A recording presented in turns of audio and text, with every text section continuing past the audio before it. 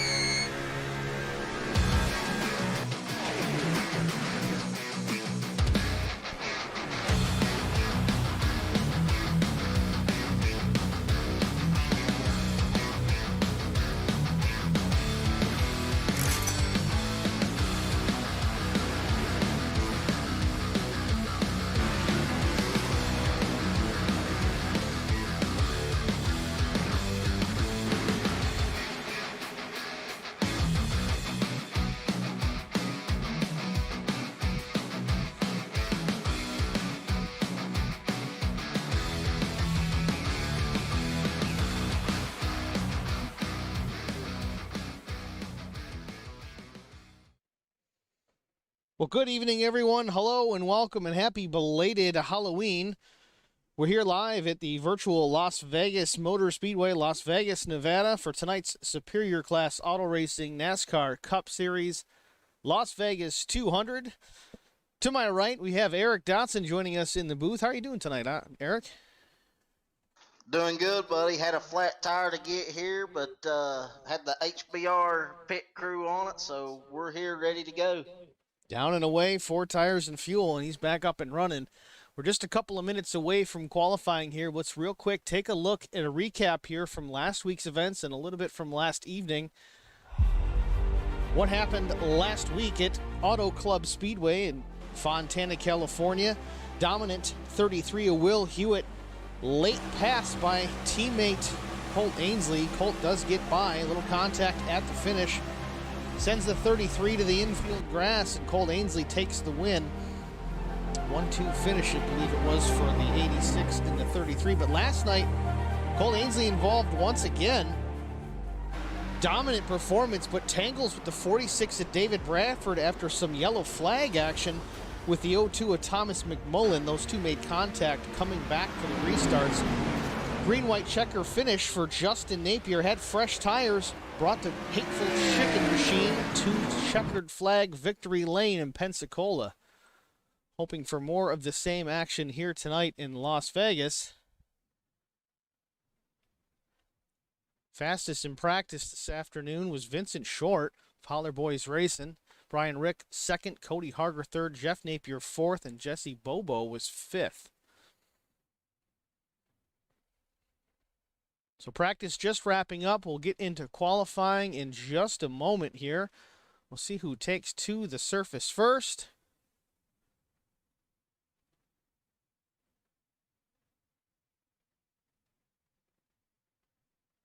Looks like Colt Ainsley is going to hit the track.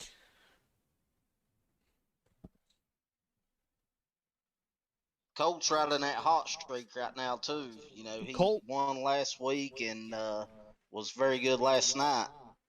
Yeah, Colt has been lights out lately. He's certainly been real fast just about everywhere we go, whether it's Cup Car, Super Late, or ARCA.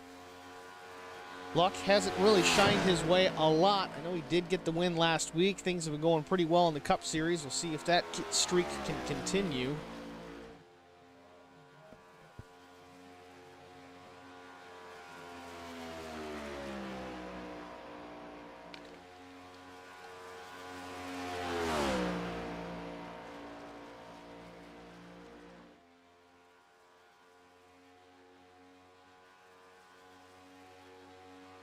Colt Ainsley down the backstretch into turn number 3 on his first timed lap.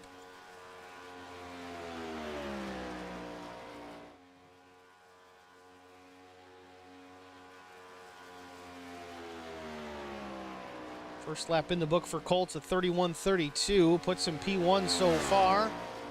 Ahead of the 40 of Jeff Napier, Brian Rick, Jesse Bobo, Bobby Hamilton Jr. Vincent Short moves up to the second spot. Vince Short ran a 31:37.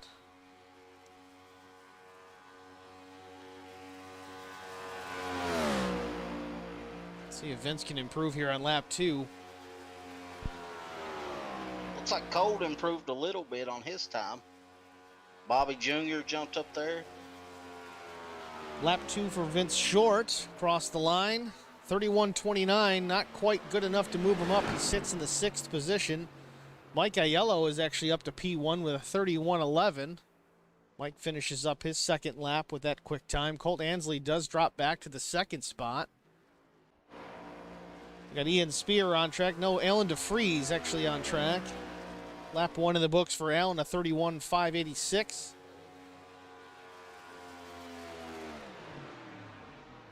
Moves it up 31:14. Outside front row for Alan DeFries. Tommy D'Angelo, he's got lap 1 in the books, 31:41. 13th quick so far. Second lap for Mike D'Angelo, 31:31. See Thomas McMullen, 31.38. 15th, now 16th quick, with Mark Truxell's time moving him up to the 8th spot. Top 8 separated by 8/100ths of a second. Real tight qualifying here.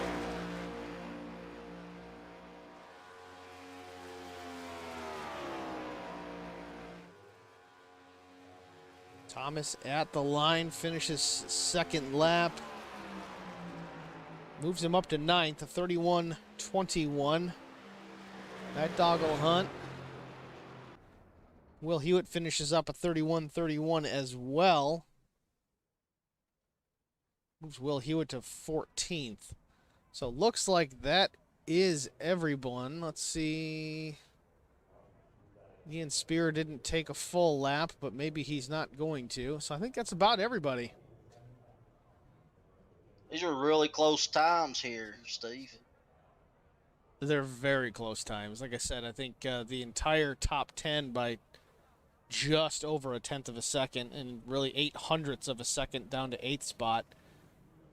2/10ths of a second all the way back to 15th. And really, yeah, 16th and 17th were only a couple of hundredths off of that time as well. So really tight qualifying here. Ian Spear is on the track. Let's take a look there. See if Ian can check in a little bit quicker time. Waited real late in the session. Sun has set here in Las Vegas, so track temperature may be falling ever so slightly. I know earlier it was about a 72-degree track temp. We're down a degree to 71. Puts a little more grip in the racetrack, but let's see if Ian Spear can use that to his advantage.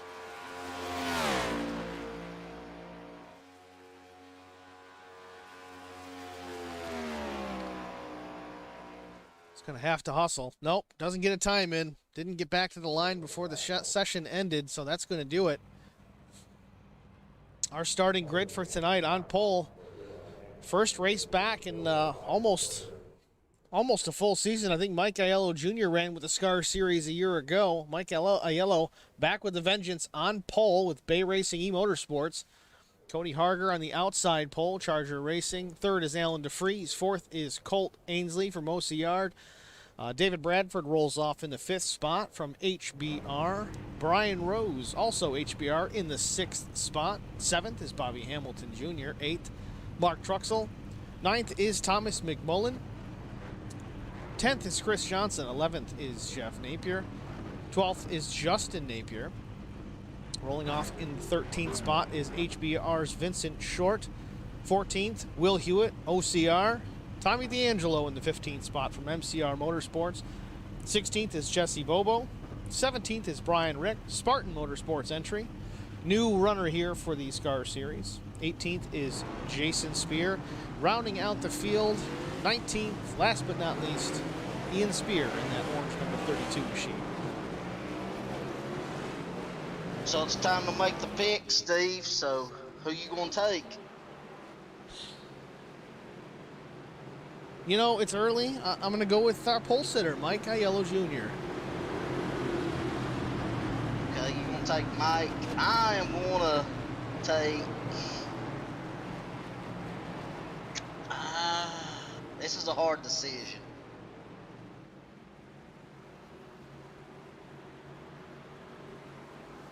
I'm gonna take Thomas McMullen. Thomas McMuffin in the 0-2. All right. Thomas looked very strong last night. Brought the car home in P2.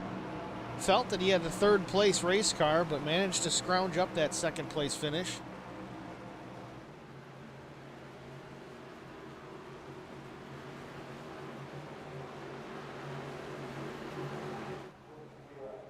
Right now, I've got you by a half a position on our picks. I'm averaging a 3.5. You're averaging a 4. So Of course. we'll see what happens after this. Field through turn 4. Pace car hits pit lane. Green flag is in the air. Is it waving yet? Not quite. Starter's got it and it's out. Green flag. We're underway here in Las Vegas. Chips are down. Mike Aiello with a decent start. Cody Harger to the outside. Cody sporting his IROC Series paint scheme here tonight instead of the typical Plasmine Technologies paint.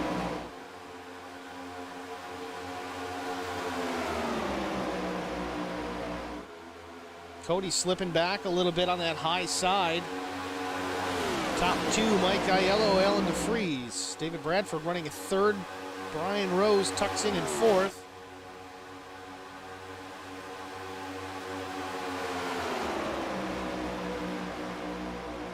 Looks like they worked from the low side to the high side, so you can see how these lines compare to each other.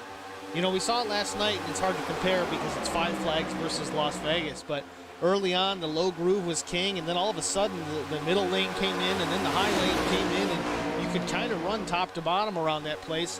With these cars, the next-gen Cup car, the aerodynamic package really does allow for a lot of the same. These guys can run side by side, three wide, and make passes and make gains. Meanwhile, Mike Aiello drops back to third. David Bradford moves up to the first place position with Brian Rose in second.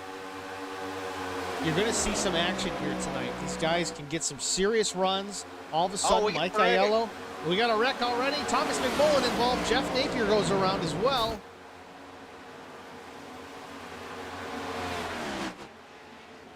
Gosh, my pit getting in trouble early. Comes in a little late. Well, the one good thing is they do have one fast repair, so, you know, if there are a lot of damage, these guys can get their cars worked on. So we're watching it here.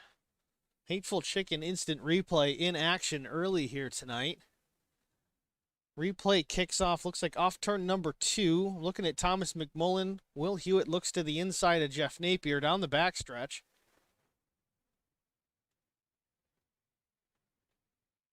Thomas McMullen in front of him.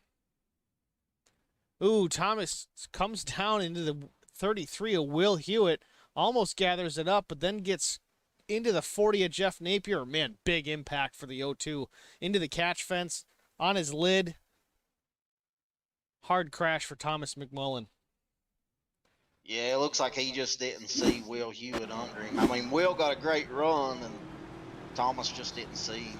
Well, I mean, truthfully, and I don't want to say that either one of these guys is in the other one's head, but he had Colt Ainsley to his outside there.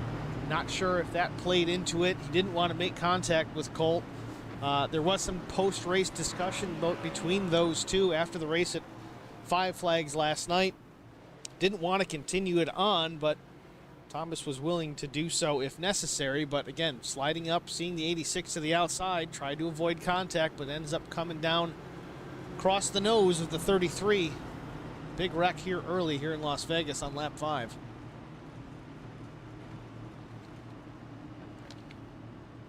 Now, Eric, let's get your perspective on that. Say you have a tussle with a particular driver, like, I don't know. There was a guy named Freeze, or I forget what his name was.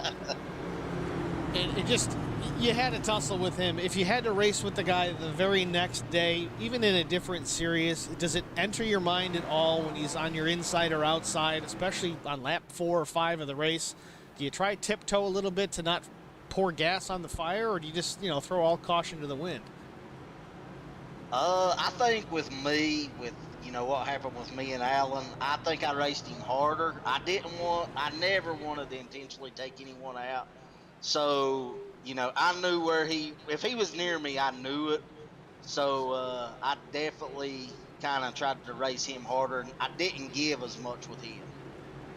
Okay, so I mean, in that aspect, it's different for every driver, of course, but you're not trying to go out and wreck the guy, but in your case, you're going to push a little bit harder. Absolutely. I mean, if I was around the 71 after that happened, I don't care if it was the first lap. I was racing like it was the last lap. Fair enough. But I would say, you know, I'm sure Thomas knew Colt was right there on the outside of him. And, you know, it looked like he, you know, just didn't see Will at all. Well, again, my guess, and we could be wrong, we're just trying to look at it from our perspective, is Thomas saw the 86 high and decided he'd come low and By the time he went low, 33 was there.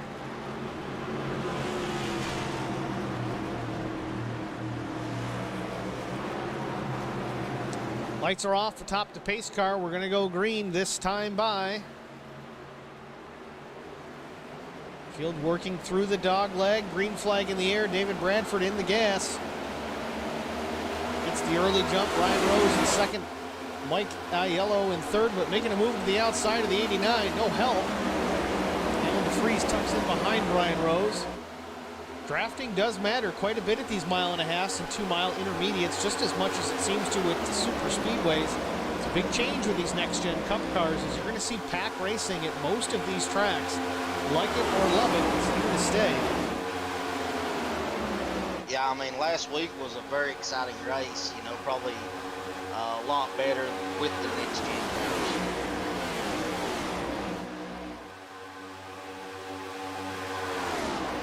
Now, Brian Rose is our points leader going into this race, and, you know, I know he's big on the bonus points, so I think, you know, he'll try his best to lead a lap here early on.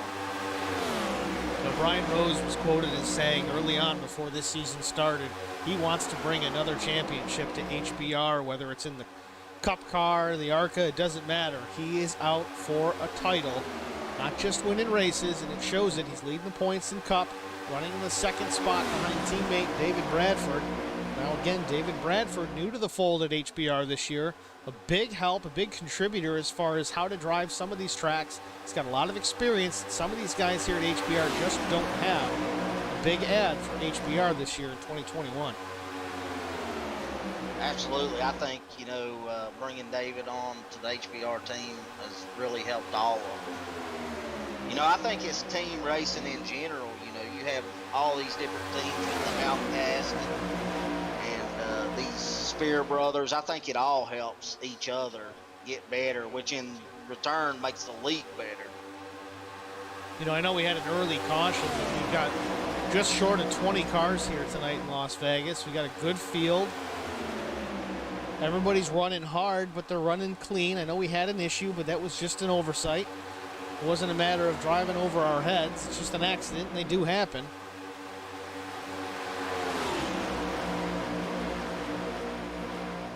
Ryan Rose looking awful racy behind that natural light number 46 Toyota Camry. Mike Aiello also trying to look to the inside, but doesn't have the help. Bobby Hamilton Jr. making a move to the outside of that 74 blue and yellow entry. Bobby clears the 74, moves to 16 up to the 4th spot. Yeah, I think these guys are still filling it out. I mean, this first stage is going to go to lap 40, so it's still early in this run. Now, I know a lot of these guys in the series, in this league, in SCAR, they put in the work over the last week or so, running practice races, seeing how these cars draft. They're not just new cars for NASCAR, they're new to the sim as well, so they're taking a pretty big adjustment for some drivers that haven't really gotten used to driving them yet. So they're putting a lot of laps in, getting a lot of practice, which again, as you said, Eric, you know, in addition to these teams, it makes everybody better, it makes the league better. Yeah, absolutely. I don't know if you've been in this car a lot.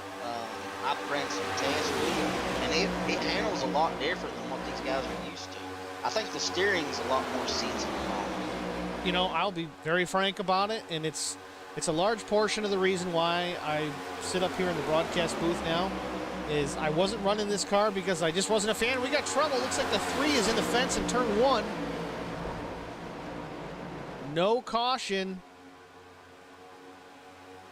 Was it? There it is. There's the yellow. All right, Tommy D'Angelo and Jeff Napier involved. Let's go back real fast, take a look. Hateful Chicken instant replay. Look for, where is it? The number 3, black, red, and white up high. This is coming off turn number 4. Yeah, this is off turn number 4, in through the dog leg. I think the incident is actually in turn 1, so the replay backed us up quite a bit, but that's all right. We got the time. Colt Ansley had a run to the outside of the 3. Ooh, push the 86 into the fence. Colt Ansley gets into the wall, and then as the 3's trying to save it, he gets contact with the car to his inside and then washes back up the track and collects Colt a second time. Some more bad luck for the 86 of Colt Ansley. Tommy D'Angelo involved, Jeff Napier as well. Not a good set of circumstances this early on.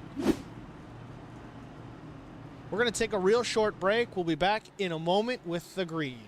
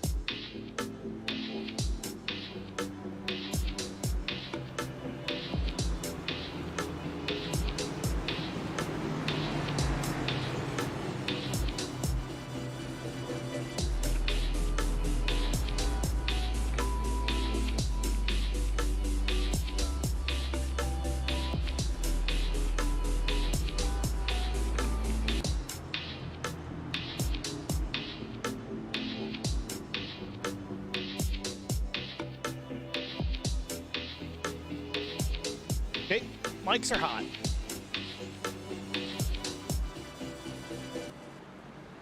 Welcome back, everyone, to Las Vegas Motor Speedway. SCAR Cup Series Las Vegas 200. We're under our second caution here for an incident involving the 3 of Tommy D'Angelo, 86 of Colt Ansley, and the 40 of Jeff Napier. Colt Ansley, unfortunately, looks like an innocent bystander in this one.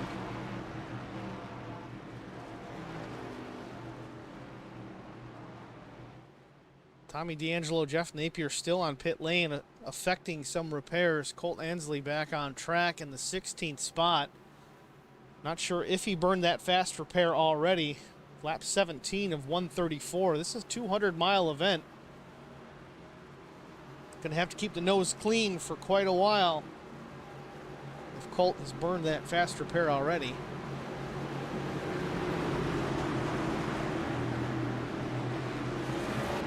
Yeah, that's the same thing with Thomas. I think you're going to see him be a little bit more conservative than he normally would be, burning that quick repair early.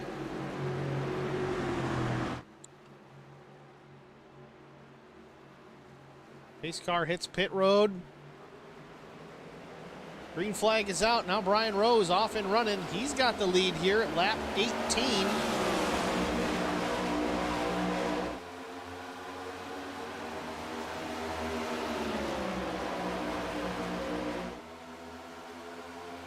Now David Bradford tucking in behind the number 89 Popple machine.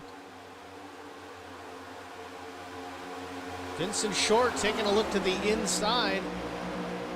Cody Harger doesn't have him clear just yet. 3 wide through 3 and 4.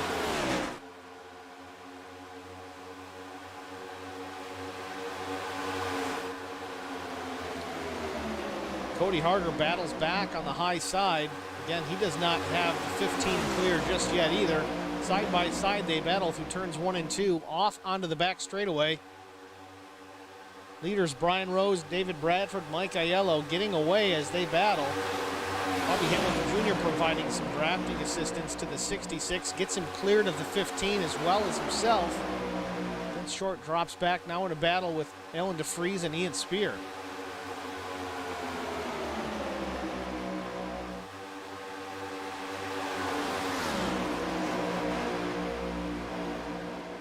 These guys guys are doing a great job back here with this side-by-side racing. They're really close, but everybody's holding it very good right now. Got to keep your head on a swivel here again with this drafting package the way that it is. Little contact with David Bradford and Mike Aiello, it looked like. Loosened up to 46, moved him down a lane, but no harm, no foul. They move on. Bobby Hamilton Jr., Cody Harger working around the 74 and Mike Aiello. Now it's side by side, the 66 and the 74 for the third spot.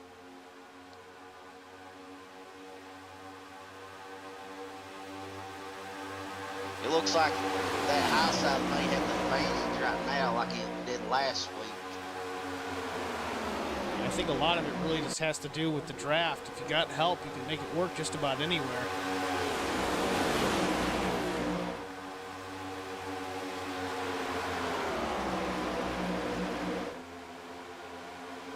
Now Bobby Hamilton Jr. trying to work the 74 on the inside. Mike Aiello up at the top, followed by Thomas McMullen, Justin Napier. Off turn 2 into 3. Seems the advantage went to the 74. Thomas McMullen now looking to the high side of Mike Aiello. Off turn 4. Bobby Hamilton Jr. slides up in front of Justin Napier, tucks in behind the 0-2.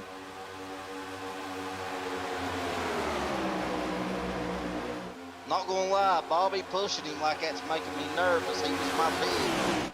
Bobby was all over him, pushing him around.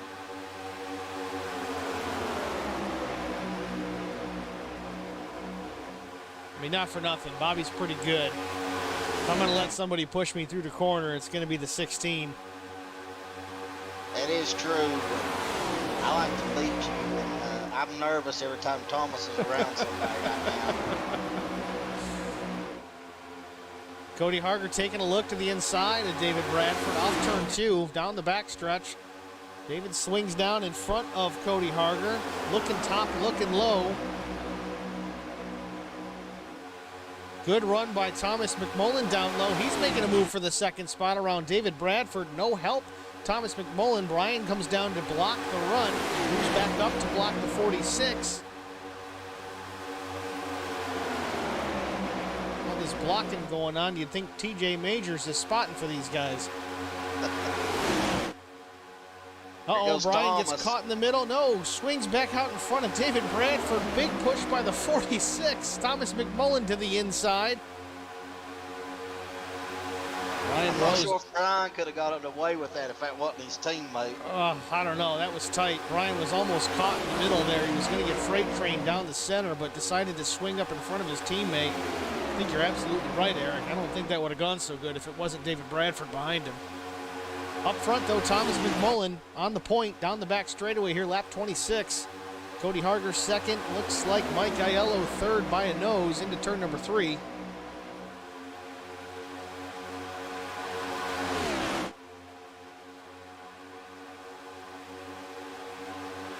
So much for Thomas being conservative. You know, like I said, with these cars in this package, I don't think you can be conservative. Looking at Brian Rose with a run to the inside of Cody Harger, almost trading paint. Man, I thought for sure he was going to make contact with the 66, but he got away with it down low with Mike Aiello behind. Side by side with Cody Harger, Thomas McMullen out front. Yeah, I thought we was going to have a big one. Yeah, that would have been a big one. Ooh, little side-by-side contact with the 33 and the 32. Ian Spear and Will Hewitt. They get away with it.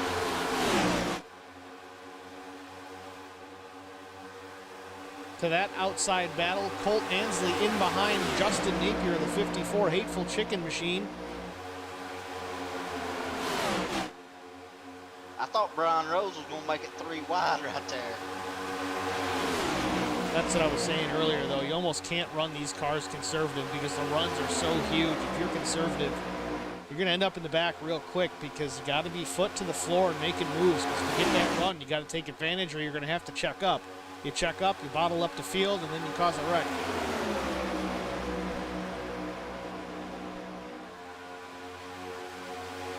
Great racing action so far here in Las Vegas. Lap 29 about to click lap 30 on the board. Side by side since the drop of the green. We've had battles up front, battles mid-pack. We've had a couple of incidents on track. Lead changes galore. We've got another one working right now with David Bradford to the inside. Back up front for the 46, but Cody Harger doesn't want any part of that. He's got help from the 16 into turn number 3. He wants the lead in turn 3.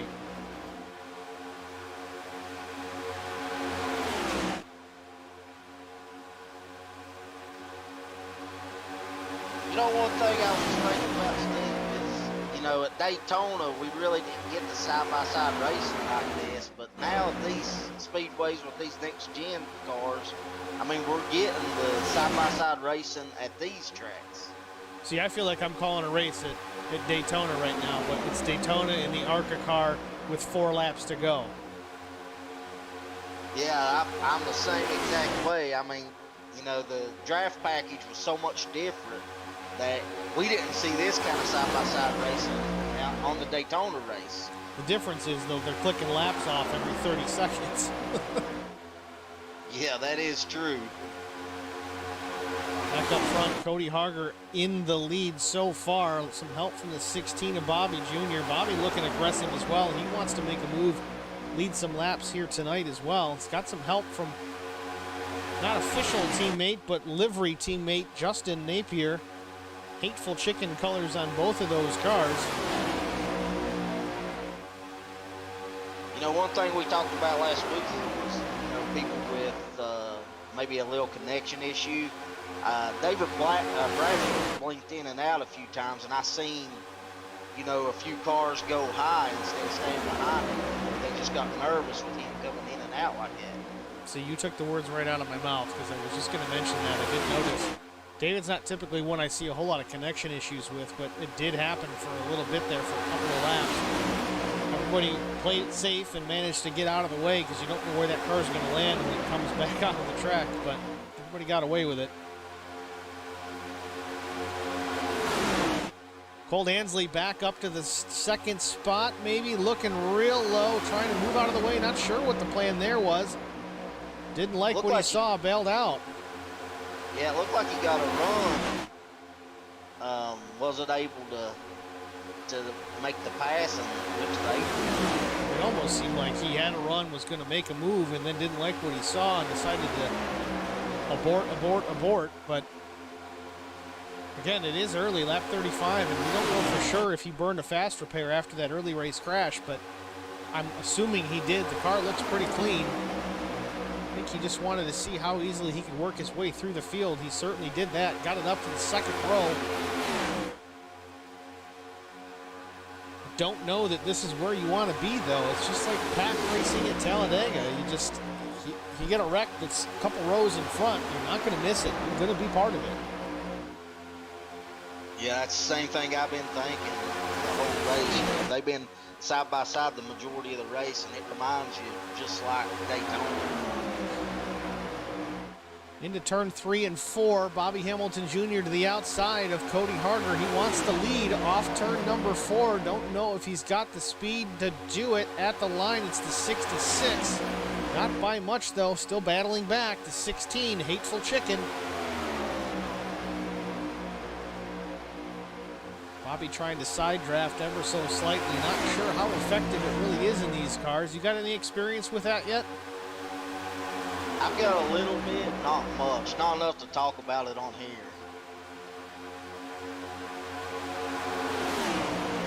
But I'm sure if anybody out there knows how to do it, it's probably Bobby.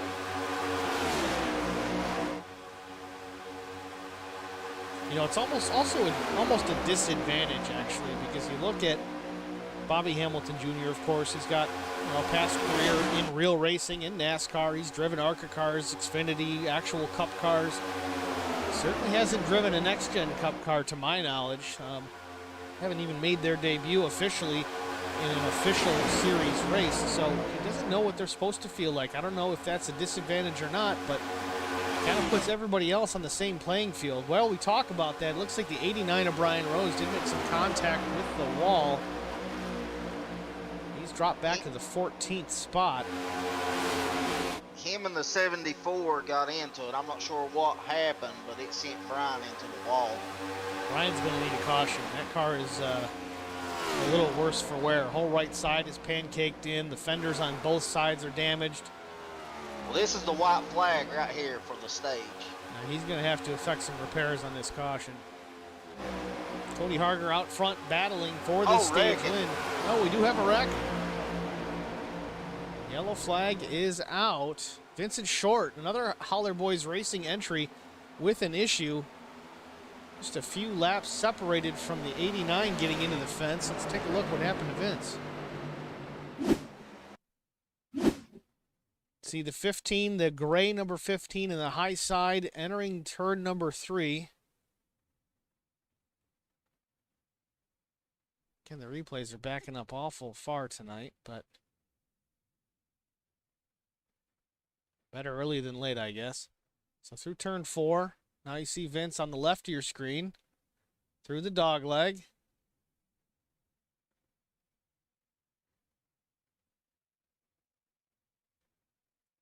Still nothing. He's got a good run on the 33 here going into turn 1. Oh, it's trouble with Brian Rick. Brian Rick and Alan DeFries, they get crossed up, and it sends Brian Rick into the 15. Vince has nowhere to go. Yeah, it looked like Alan DeFries was on the apron and maybe trying to get back up on the track, and it shot him right in to the 12 car, which, you know, came up and hit the 15 of Vince Short.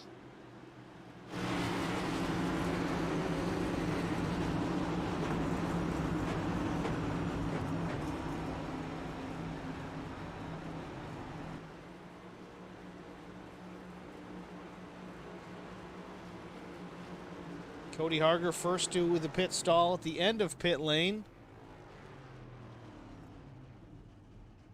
Right sides go up. Sunoco Racing fuel going in that machine. Now left side's a 4-tire stop for Cody Harger. Second can of gas is in and the 66 is down and away.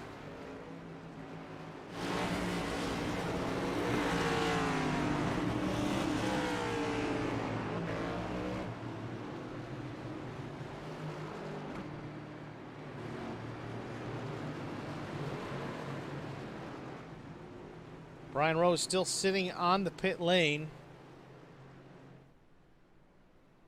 Taking the time to get some repairs. That's a lot to be done on that 89 machine. I don't know if I wouldn't have taken the quick repair there. I don't know if he's going to be able to get back out before losing a lap here. He's got the RPM wound right up.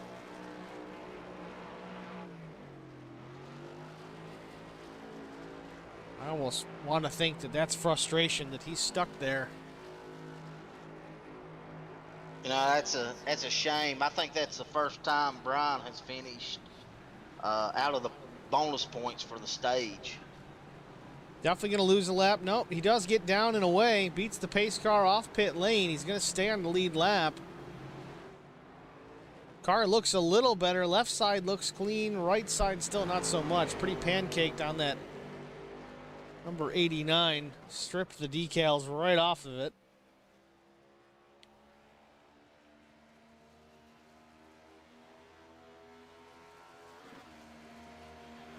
Yeah, I mean, and like we've talked about, these cars run a lot like Daytona, so, you know, any bit of damage is going to hurt. So we'll keep an eye on Brian, you know, not using his quick repair.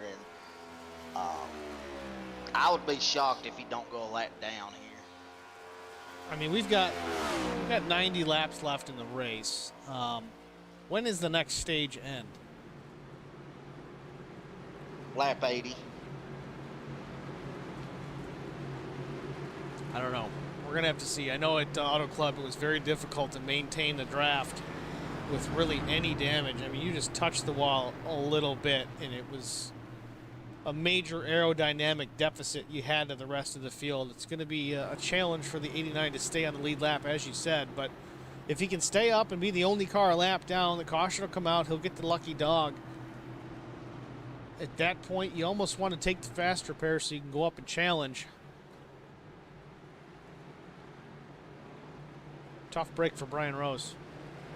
Yeah, I mean, these cars run a lot faster in the draft like we've talked about. And, you know, he's going to have to keep up for 35 laps with that damage.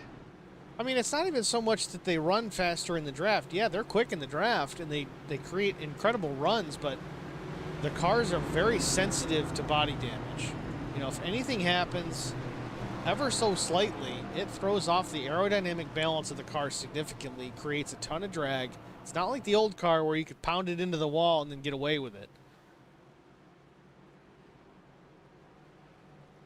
Yeah, the damage means so much here, so we'll have to keep an eye on him and see how he does. You know, I know he was looking for a good race. He's been consistent the first 2 races and, you know, came in here as the points leader. He's just going to have to keep the game face on, turn the laps, hope for some attrition for some other drivers, maybe stay on the lead lap, not go down a lap. Make a plan here for the next stage. Going to get the green with lap 44 going up on the board. Lap 45 at the green flag. Pace car is ducking into the pits. Cody Harger in the gas. We're off and running here. Restart lap 45.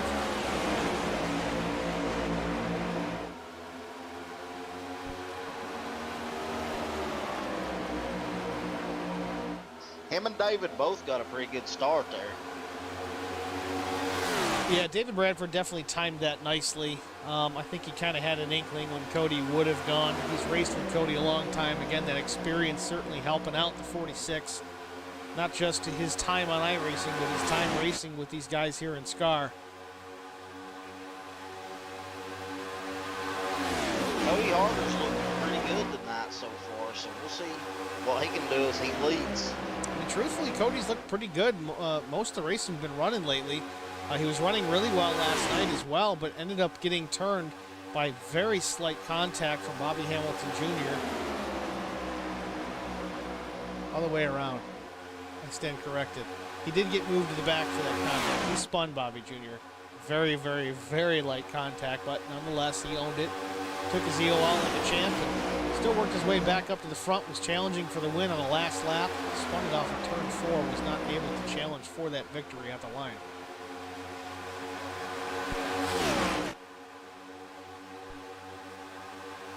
Yeah, he's looked very strong tonight in this race so far. Colt Ansley, you see down in the bottom lane. A little bit of help from teammate Will Hewitt. David Bradford challenging for the lead. David to the inside. Great run into turn 1 through turn 2. Clears the 66 off the corner down the backstretch. Clear sailing ahead of David Bradford. Cody Harger maybe making a challenge back on the outside to retake that spot. Help from the 16 of Bobby Jr., but nothing doing through 3 and 4. Bobby Jr. with an aggressive move to block a run from the 33. Gets to the inside of Cody Harger. Now he's going to challenge David Bradford for the lead. Maybe not. David blocks the run into turn 1.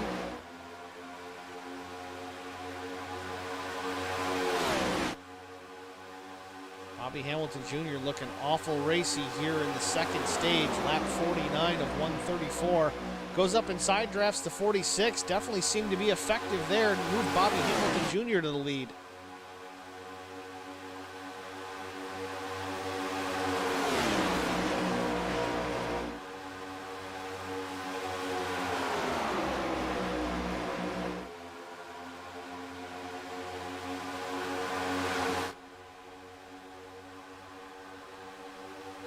Looks like everybody's wanting to be on that high side.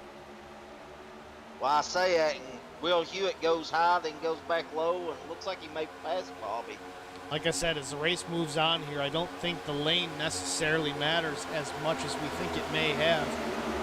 It matters more who's going to be able to help you, how you can generate those runs to make a pass. I really think you need to utilize the draft in front of you. It's almost like the slingshot is back in play. Just as we say that, with no help, the 33 drops back to about the 4th or 5th spot.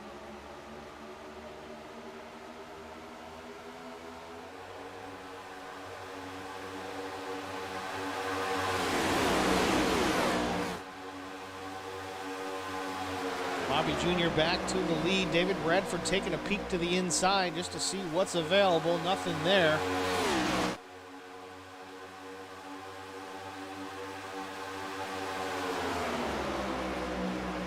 Here comes Colt Ansley. Colt Ansley with a great run. Moves that 86 Rick Motek Chevrolet up to challenging the second spot of David Bradford. Will Hewitt a little far back to give him too much of a push, but he's hanging on tight now to the inside of the 66. Colt Ansley leading that inside lane for now. Will Bobby come down to block the run? Nope, stays up high with David and Cody. Cody looking to the inside of the 46, has some room in front of Colt Ansley. He's got a good run off turn 4. Don't know if he can carry it to the start-finish line. Bobby Jr. is going to lead that one.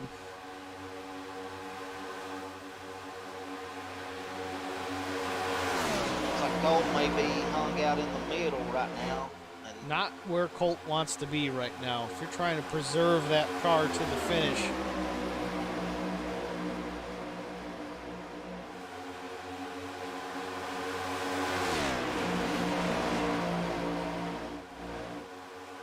Colt now running just in front of the 0-2 with Thomas McMullen. Again, Thomas and Colt had some issues with each other last night in the ARCA race at Five Flags. And post-race words were exchanged.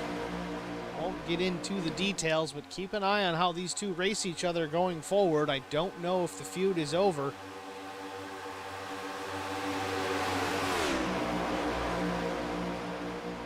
So far, relatively clean here in Las Vegas.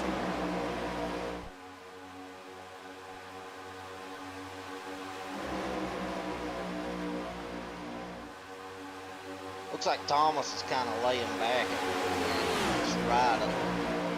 Oh, trouble. Mike Aiello gets into Colt Ansley. Colt on his door through turn number 2. Rides the wall all the way down to the exit of turn 2 onto the backstretch. Trouble for the 86 of Colt Ansley. We were just talking about how that fast repair was burned.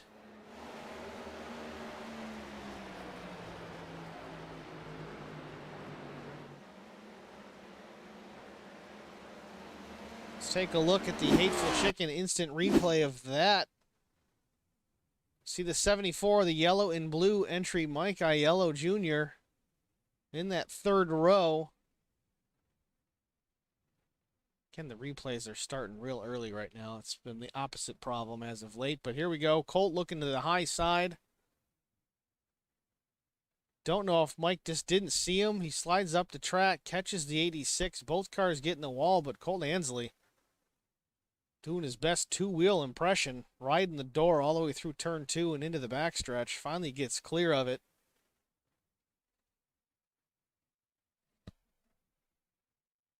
Tough break for Colt Ansley once again, 2 nights in a row. The number 86 Rick Motek Chevrolet on the hook.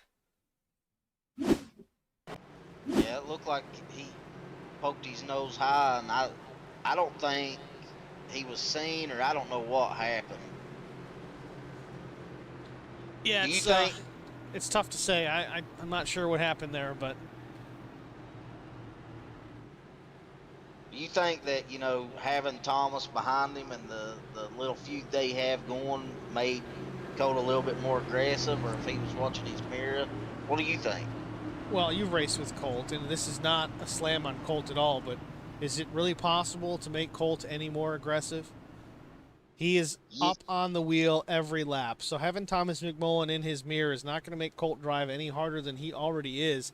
I think he was trying to make a move for position. I'm sure he didn't want to be in front of the 0-2.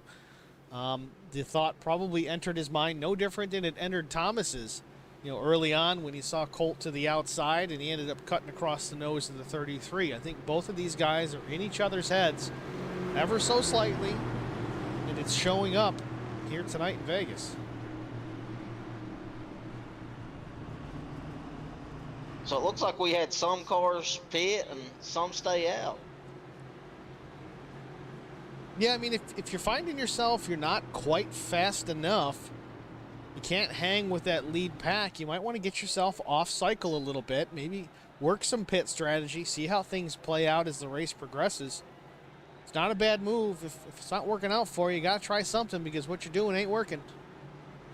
I mean, our leader pitted, David Bradford. You know, it looked like Bobby was going pit and changed his mind at the last minute and stayed out, him and Cody Harder. Terry Ensley chiming in. Great two-wheel racing.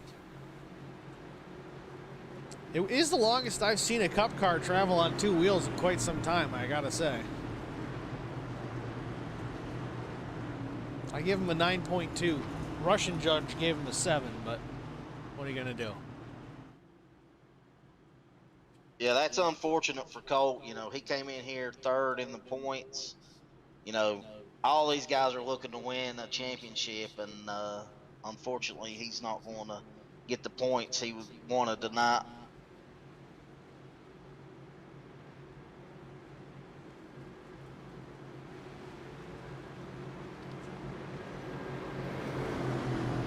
Yeah, Brian Rose coming into tonight's event as the point leader. He's having his own set of issues, but this actually helps Brian quite a bit. If he was having trouble, we didn't see if he was losing the draft or not, but he's certainly caught up now. This breaks up the stage, lets him get caught up, stays on the lead lap, so that next caution, I don't know if he decided to get some repairs done now, but maybe he's going to wait it out for the stage. I don't know, but definitely helping out the 89. David Bradford, of course, second in points. So far, so good for David Bradford. Yeah, Brian was actually able to keep up. Let's see, before we go back to green real quick, we're going to go to the... Eddie Rose wanted to see the in-car camera of Colt on that wreck. I got to scroll through here and find it. No, that's not the one. It's all right. We'll get it. We'll find it.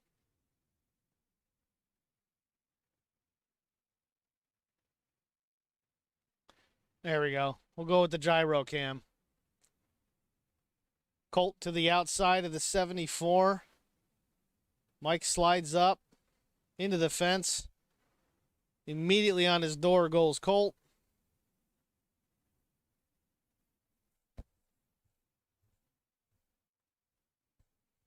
Helmet cam and all. Grinding away on that driver's door.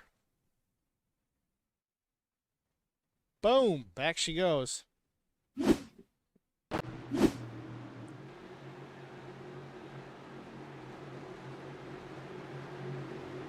Yeah, Terry, it's a good point. Don't forget, I think they get to drop at least one, if not two races. So this will be one that Colt will probably drop in the points. So not going to hurt him too terribly bad at the end of the year.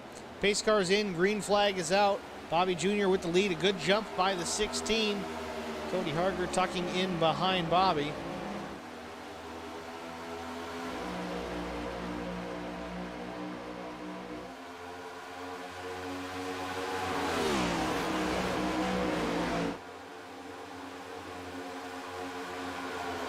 Bobby and Cody get a great jump. You know, they've been teammates in the past. They're not teammates this year. As admins, they felt it wouldn't necessarily be fair if they went that route together, but they certainly work well together, and they're doing it again here tonight in Vegas. Oh, Vincent Short in the wall. He got a wreck in the back. Stay green. Alan DeFries, Vincent Short, not sure what happened, but the yellow just now coming out. It looked like it was net code, but I can't say 100%. We'll have to look at the replay on that. Let's see if I can find it here. Oh, got to back it up a little further.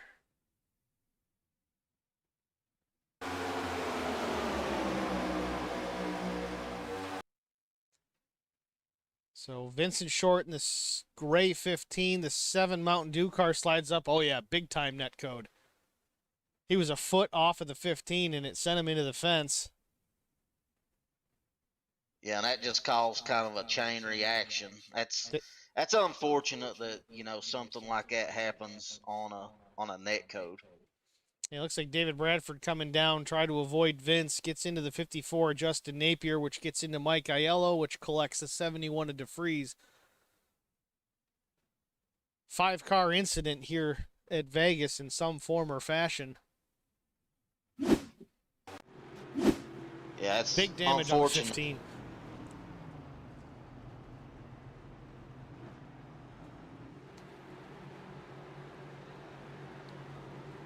But here we go once again. Brian Rose, the beneficiary of being under green, doesn't have to worry about keeping up in the draft.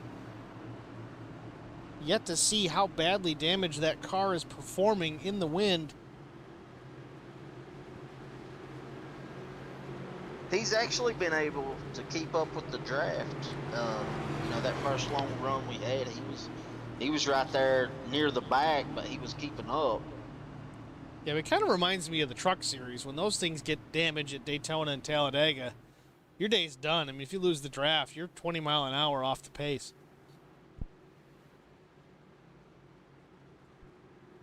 Yeah, I think Brian will probably use his quick repair at the next stage caution.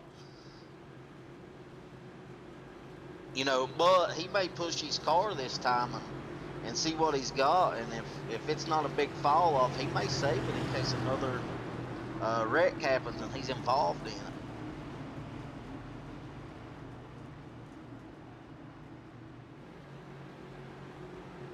So unfortunately, it does appear that Colt Ansley is out of the race.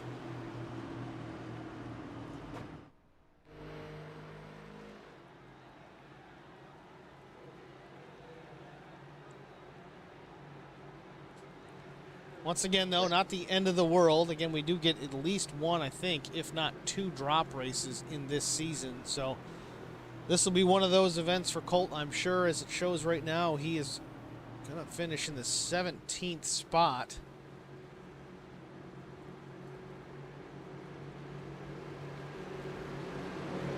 Anything for you, Eddie. Glad to help you out.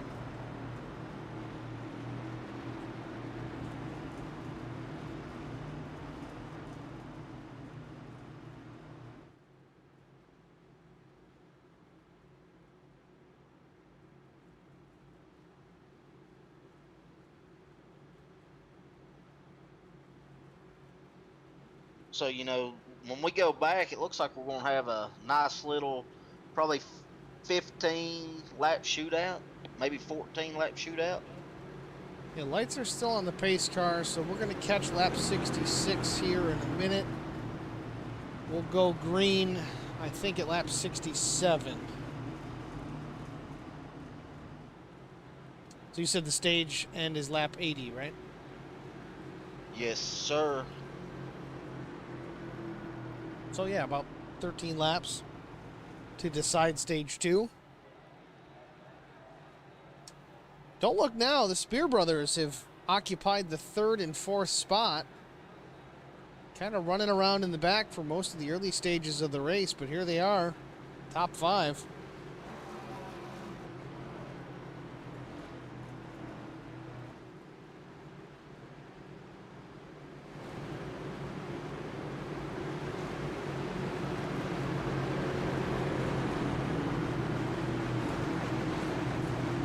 No Don Harger in the chat yet. I haven't seen him just yet. So far, it's only YouTubers. I'm sorry, only Facebookers. Don tends to be a YouTuber. So am I. I'm a YouTube guy.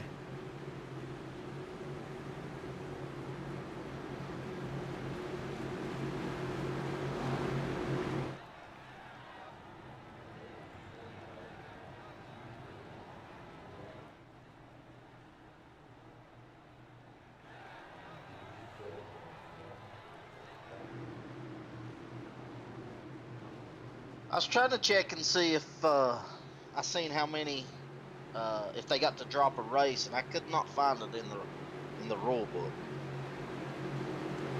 Yeah, I know the rules for the season was pretty detailed this year, but I'm almost certain there's drop races integrated into it. We'll have to check for sure, but we'll find out before the race is over.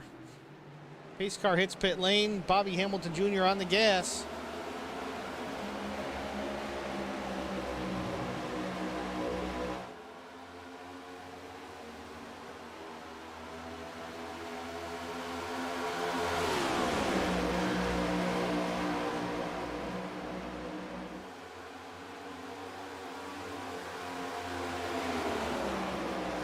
Brian Rose is right there battling damage and all. Yeah, I think Brian is in a pretty good position right now with that 89 machine. Still hanging on. Has a quick repair, I'm pretty sure, to still to use later on if needed.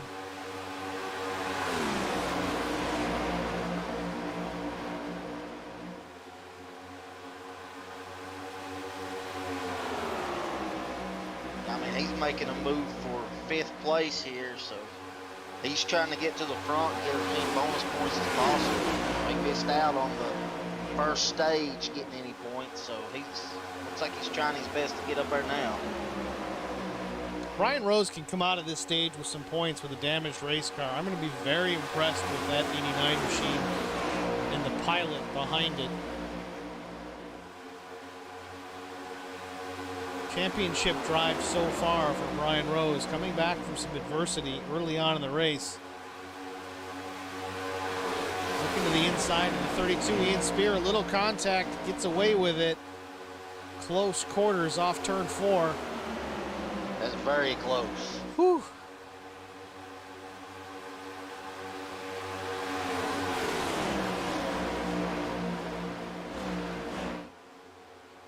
Looks like we got about 10 to go in this stage, and then we'll have our stage winner, stage caution.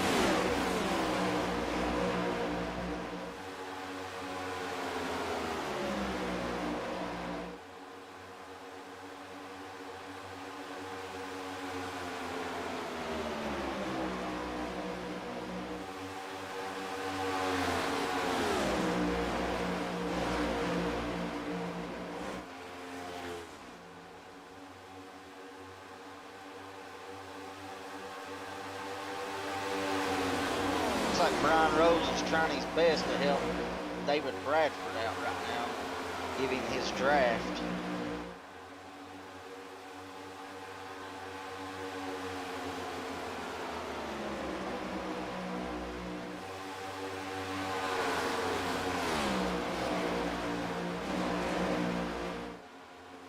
Not sure if we're going to get a battle here for the lead. Lap 72. Stage 2 is going to end here at lap 80. I don't know if Cody's going to make a move around the 16 just to get those extra points, but Thomas McMullen has moved up to the 3rd spot. He wants in on this battle. Yeah, that makes me nervous. Behind him, you've got Ian Spear, and Chris Johnson has worked his way into the top 5. Going to the inside, Cody Harger in down low on the 16. Thomas McMullen going to go with him off turn number 2. Cody Harger with the lead.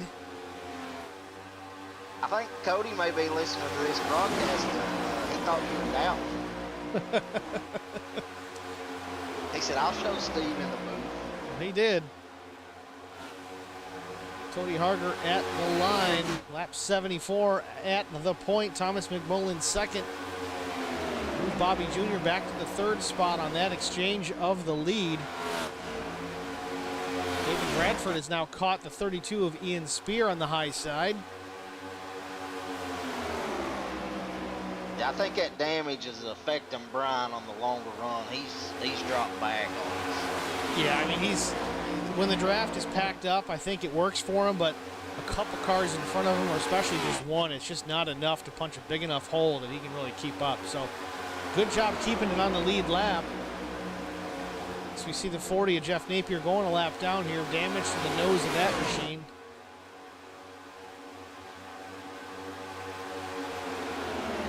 David Bradford right on the back bumper of the 32 Ian Spear. Ian Spear gets a good run into Bobby Hamilton Jr. through 3 and 4. Bobby blocks. Ian Spear chases him. Outside goes the 46 around Ian Spear.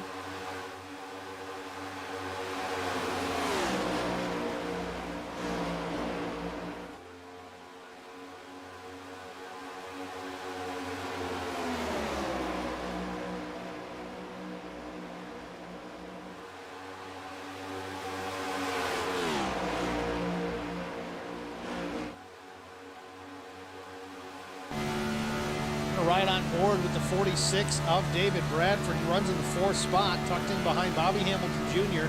Lap 77 of this 80-lap finishing stage.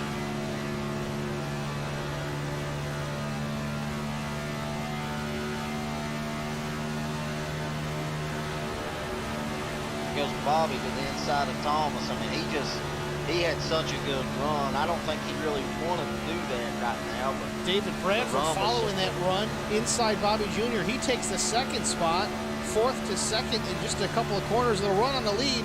Looking to the outside of Cody Harder here, lap 78. Now Bobby Jr. back to the inside, crosses over the 46. Oh, trouble off the backstretch. Hard impact by Cody Harder to 66, head first into the wall. Massive impact by the 66 of Cody Harder. No caution.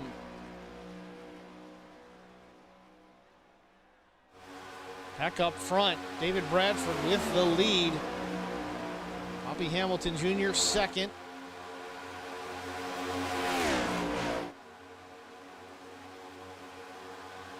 David trying to break the draft.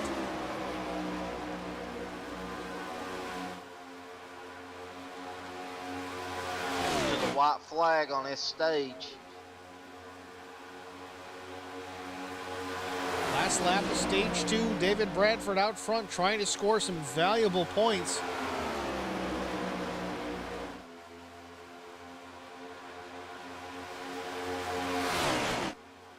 Off turn 2, final time of the stage.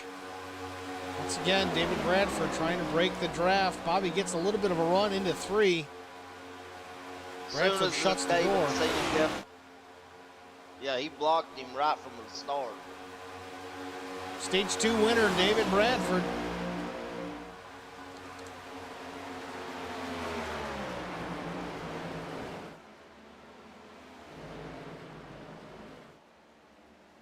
Yeah, I think David was driving through his mirror there.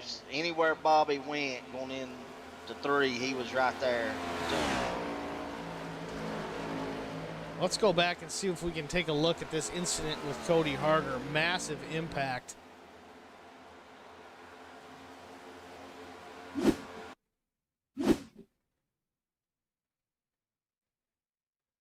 Looks like coming off turn number 2. Oh, we're way into it. This is coming across the start finish. We're not to the backstretch yet where it happens. We'll slow it down when we get close. Looks like Will Hewitt loosened up to 46. Oh, it was Will Hewitt into the back of the 66. I saw a gray car and I thought it was Bobby. Will gets to the inside of Cody, gets into that left rear ever so slightly, sends the 66 around. Oh, it's going to be a bad one. Ugly impact for Cody Harder. I bet you he's real happy this is only a simulator. We'll back it up again, look at it from another angle. And that's so unfortunate. You know, Cody was running so good here.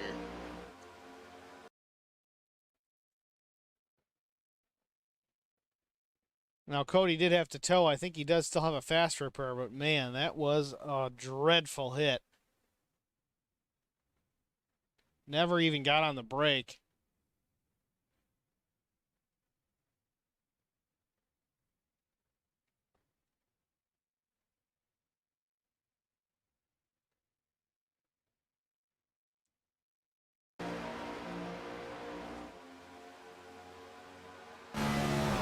On board. Oof. Oh, engine blew. That's why he towed. That makes sense.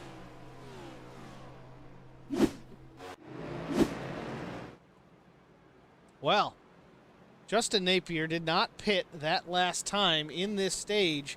Last stop for the 54, it was lap 63. Everybody else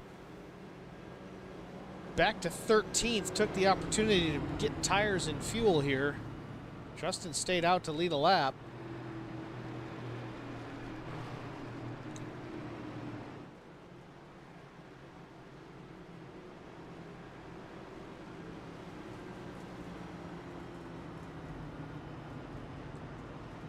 Justin going to pit this time by, take the penalty, but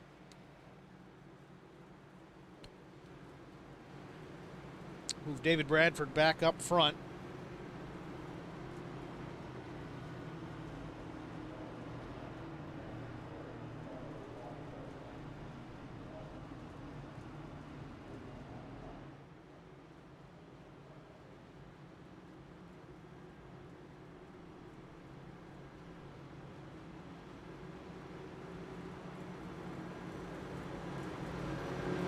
Yeah, that's unfortunate that that accident happened, and we'll be going into the last stage now with a lot of these guys without their quick repair. So do we know if Brian Rose took his fast repair? Let's take a look. It looks pretty clean. I can't get a great look at it from where we're at here. I would say he did, because if they're not another caution, this will be the last one. Yeah, that car looks pretty clean right now. The right front looks repaired. Right side, yeah. Fast repair used up for the 89. Yeah, you can see the numbers on the passenger side now.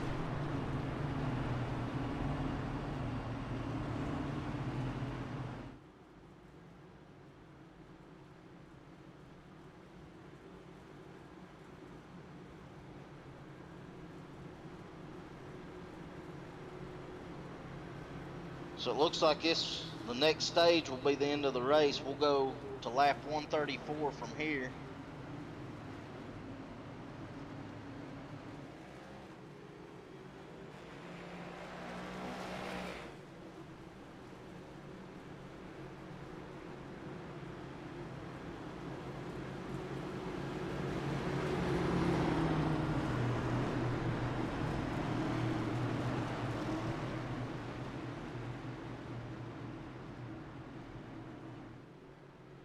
Lights are off on the pace car. Going green this time by. You think we'll see another wreck? I can almost guarantee it.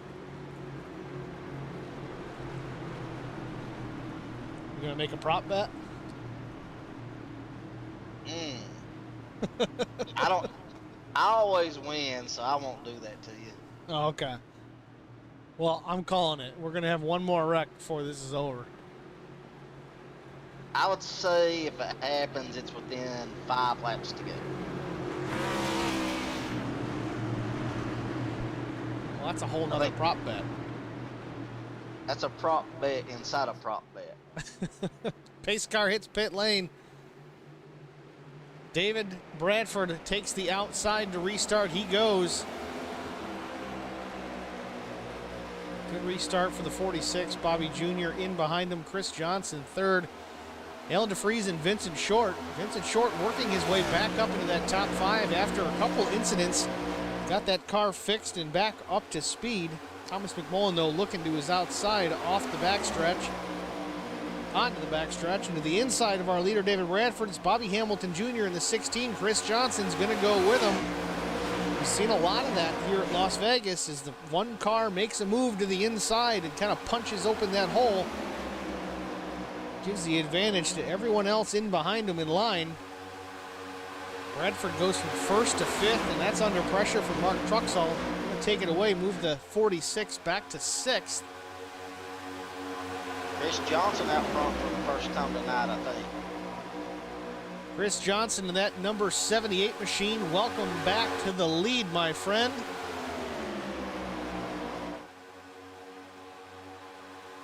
Chris running that Johnson livery paint scheme.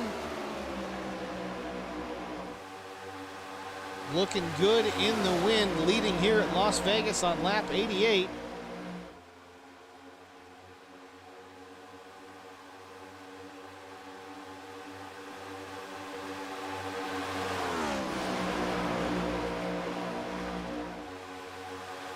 Guys are definitely racing very hard right now, and I love it.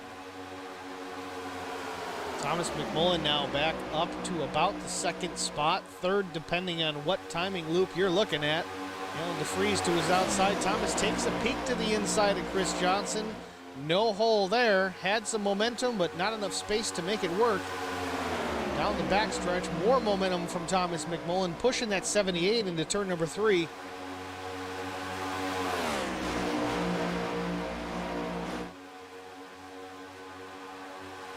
Mark Truxell, I don't think we've seen him up front tonight, and here he is in 3rd, in the last stage. Mark Truxell is like a ninja. You don't see or hear from him most of the night, and then it gets into these late stages, and all of a sudden he's running there top 5. You remember Daytona in the ARCA race. I don't think he led a lap until the checkered was in the air, and he won that race. Kept the car clean and just was there when it counted. Brought it home victory lane.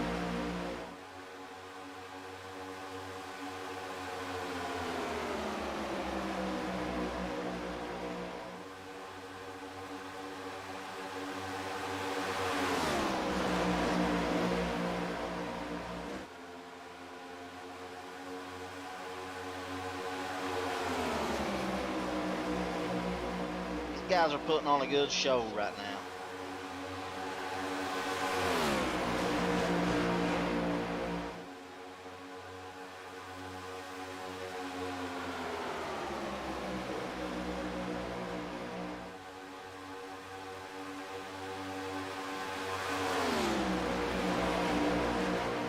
Chris Johnson continues to lead off turn number 2. Thomas McMullen second. Alan DeFries are top 3.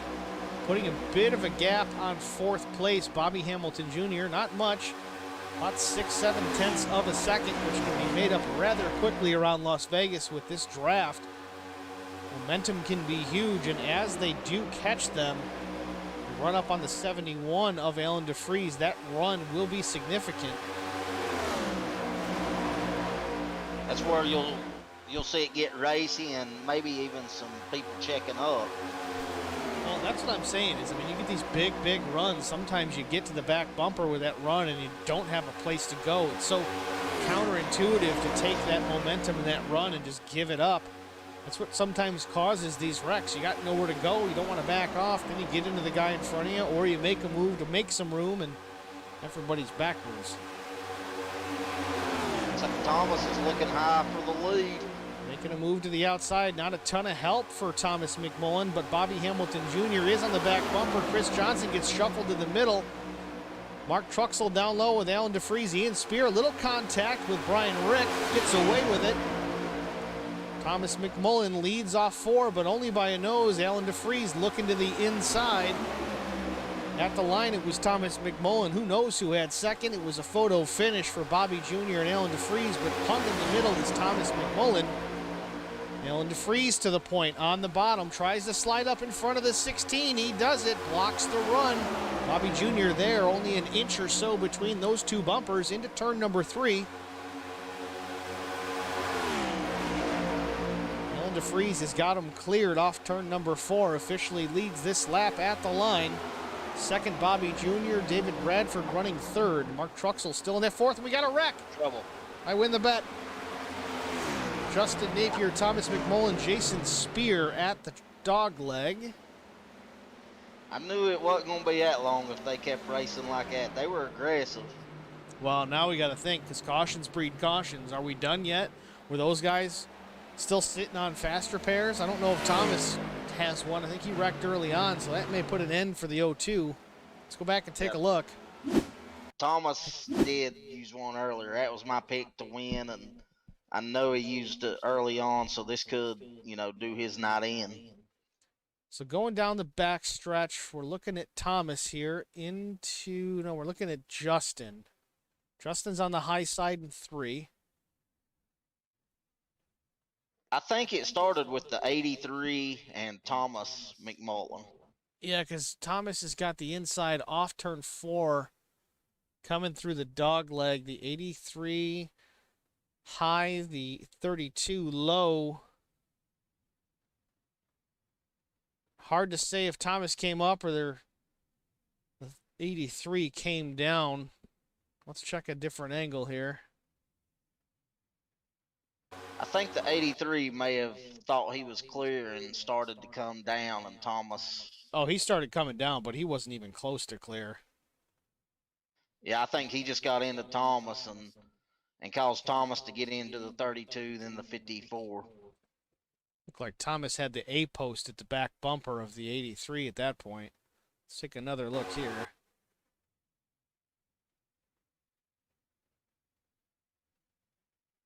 Yeah, you see the 83 starts to angle down. We got one. Let's take a look at the chopper cam. Haven't got up in the sky cam just yet. Through the tri-oval again, 83 high, Thomas in the middle. Ian Spear did come up a little bit to pinch Thomas high.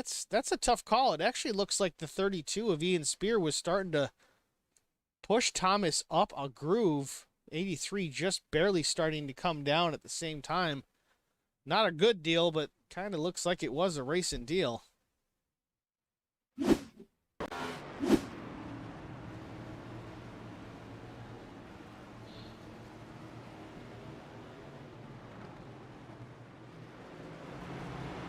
Brian Rose made it through okay. Bobby Jr. up front at the time of that yellow flag being thrown. David Bradford's second. Mark Truxell is third. Chris Johnson fourth. Ian Spear is fifth. Jesse Bobo sixth. Alan DeFries is seventh. Brian Rose running in the eighth spot. Still a clean car, but 36 laps to go. You got to keep it that way. And I don't know if Ian Spear is getting an EOL or... No, he's in the pits. Okay.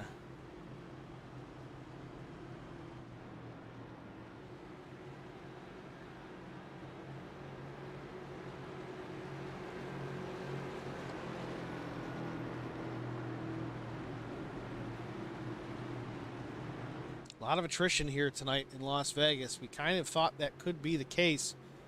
These cars all bunched up and packed together like they are on super speedways. It makes for some entertaining racing for sure, but also makes for a lot of bent sheet metal by the end of the night. Yeah, I know I was looking at the rules, and when we were in SCAR before, I don't think we got a quick repair at these types of tracks. And, you know, now you're getting one, and I see why now. With this package, I mean, you really do need one.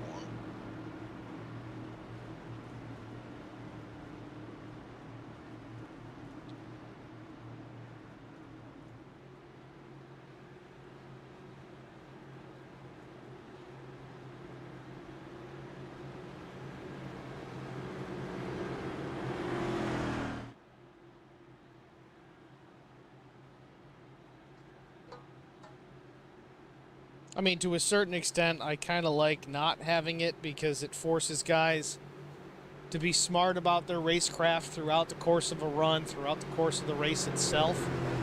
Not be too aggressive too early. You really have to plan ahead. The drawback is, on a broadcast perspective, is it kind of makes for a snoozer of a race sometimes when guys are just out there saving their stuff for 180 miles. And then the last 20 they get and go. But a lot of times it also creates chaos because you still got everybody on track. You got 20 cars or more all being aggressive because it's time to go, and then you run the last 20 miles under caution. So I kind of agree giving them one for the fact that, who knows, you could be caught up in something stupid on the opening lap or the opening restart, and it gives you an opportunity to not be out of the race immediately. That's good for the broadcast. But I don't know. I can see it both ways. Yeah, I agree. I mean, we've raced where you don't get any, and everybody's a lot more conservative. But then, you know, we've raced where you get one, and if, you know, you're just in the wrong spot and get caught up in something, it doesn't ruin your night. Yeah. I mean, sim racers out there watching the broadcast tonight, you've all been in the unlimited fast repair hosted sessions, and it's an absolute disaster. Nobody cares about the car at that point, but... Here we go. Pace car is getting ready to hit pit road. It is off the track surface. We're going to go green. Bobby Jr. on the outside. He starts first. Lap 101, 33 to go.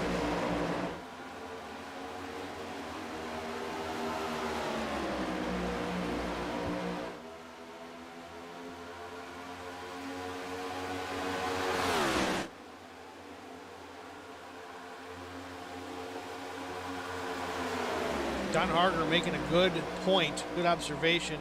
Two more cautions in the 66, and Cody Harger gets back on the lead lap. He did use the fast repair to fix that vehicle after that massive accident on the backstretch. He's riding around in the back right now, just minding his P's and Q's, kind of like we talked about how everybody would do if they were out of fast repairs or didn't have them. Just trying to play it safe, see what happens. If they get two more yellows, he's going to be back on the lead lap, and then he's going to have a shot. David Bradford looking to the inside for the lead in turn 3. Help from Chris Johnson. Once again, If you lose one spot from the lead, you lose at least two, if not more. Alan DeFries passes by, and he's got trouble with the 83 working him as well. Brian Rose passing the 16 of Bobby Hamilton Jr. Bobby Jr. from first to sixth in a matter of half a lap.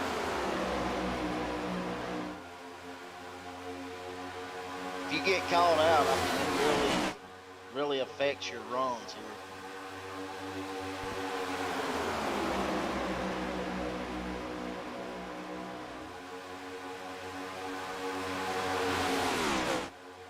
Yeah, I mean, it reminds me of getting freight trained at the super speedways. And Alan DeFries, he just loses connection for a minute there. Was smart enough to get to the bottom.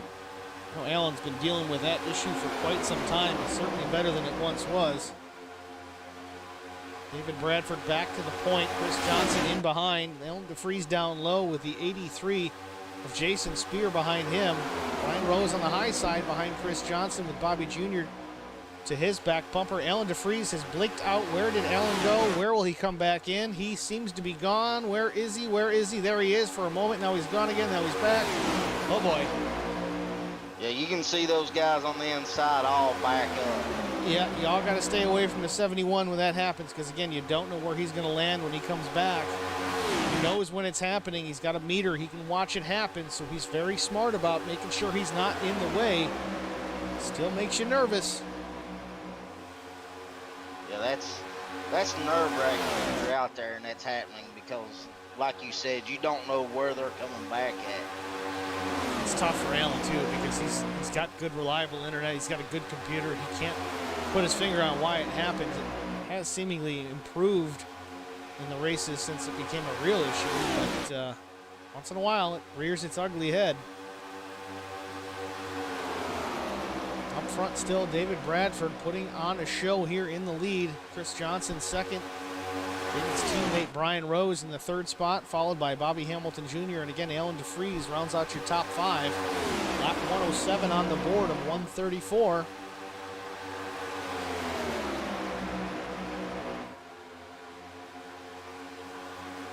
Little wiggle from the 89 causes Bobby Jr. to wiggle himself.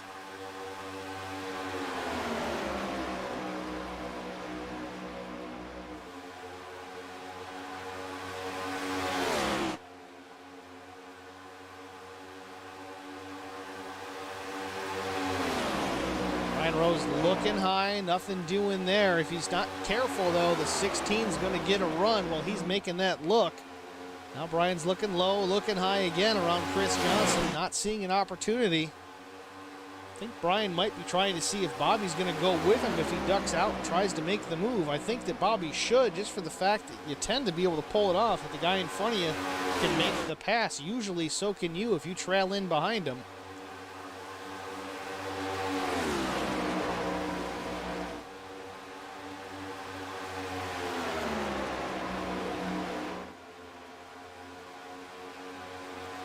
Brian's driving in his mirror a little bit now. Bobby Jr. looked to his outside. Brian moved up quick to block. 26 laps to go.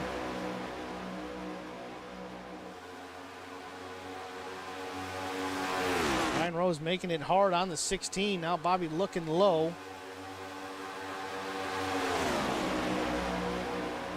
Top six all in their own pack up front.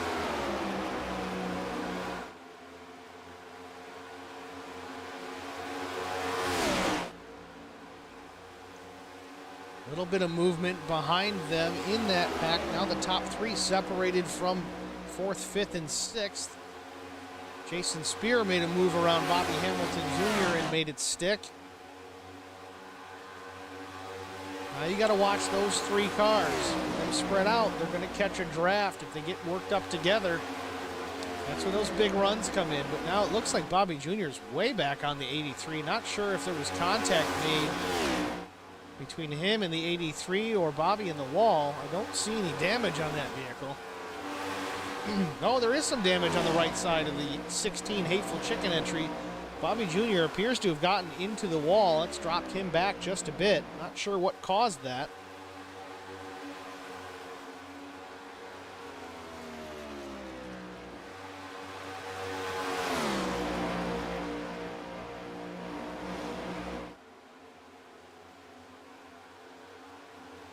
Top 5 bunched back up. David Bradford leads it. Chris Johnson second, Brian Rose third, Alan DeFries is fourth. Fifth, Jason Spear.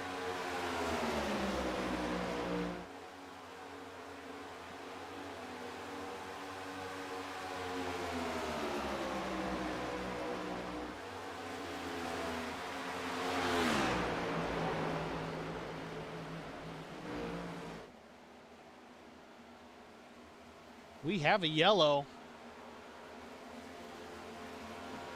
So between Cody Harger and Mark Truxall. They went off course, came back on course. Let's see if we can take a look. Oh, we're entering the replay already involved here. Let's see what happened.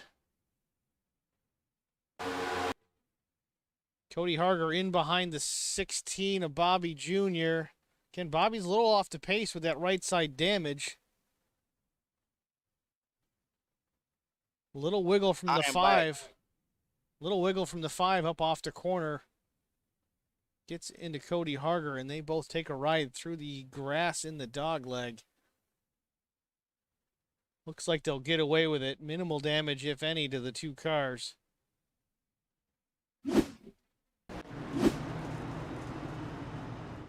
So while we're under yellow here, let's see if we can find Justin Napier.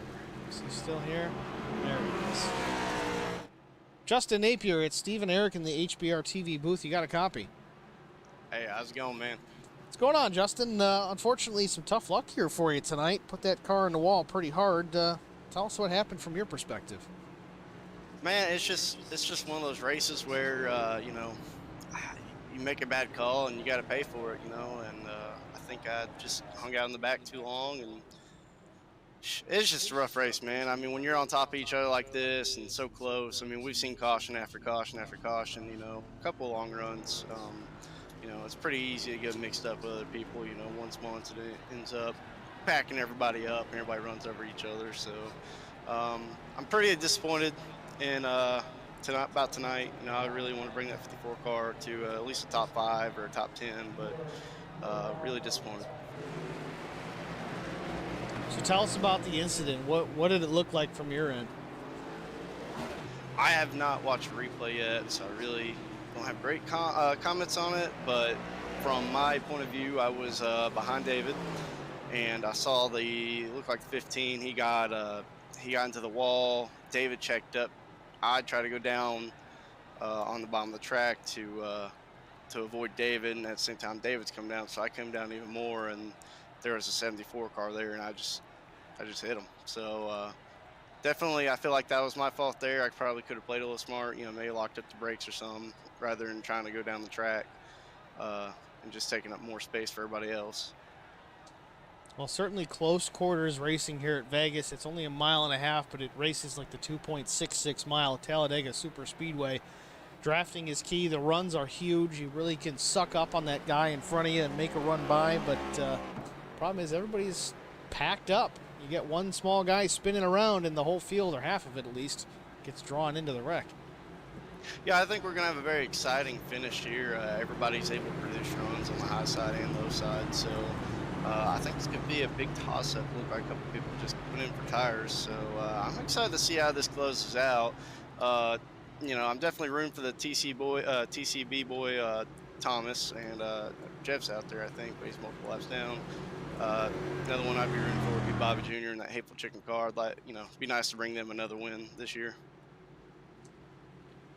Well, Justin, thanks for joining us and telling us your side of things, and we'll look forward to seeing you again next week. Thank you for interviewing me, Steve. You guys are doing a great job. Also, I'd like to thank the Hateful Chicken for being on the car, and all the admins and fans.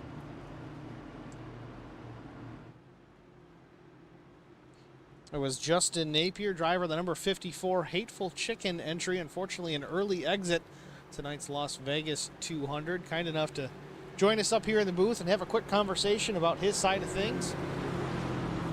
Always appreciate input from the drivers. So not something we get a ton of mid-race, but glad to see him willing and able to do so.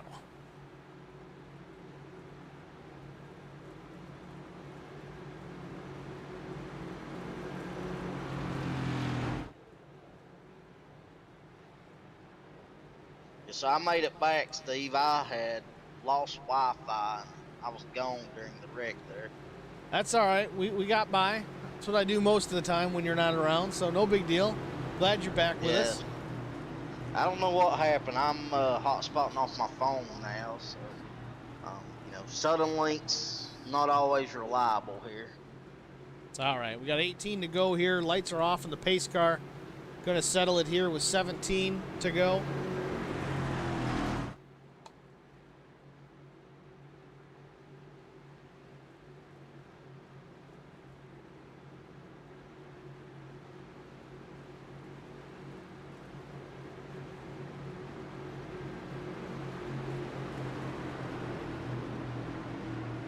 Looks like Chris Johnson, not sure if he took 4. I know Brian Rose took 2 tires. He got out ahead of David. HBR teammate David Bradford to Brian's outside. Alan DeFries, Chris Johnson on the front row. Chris with the pole. He's taking the inside lane for this restart.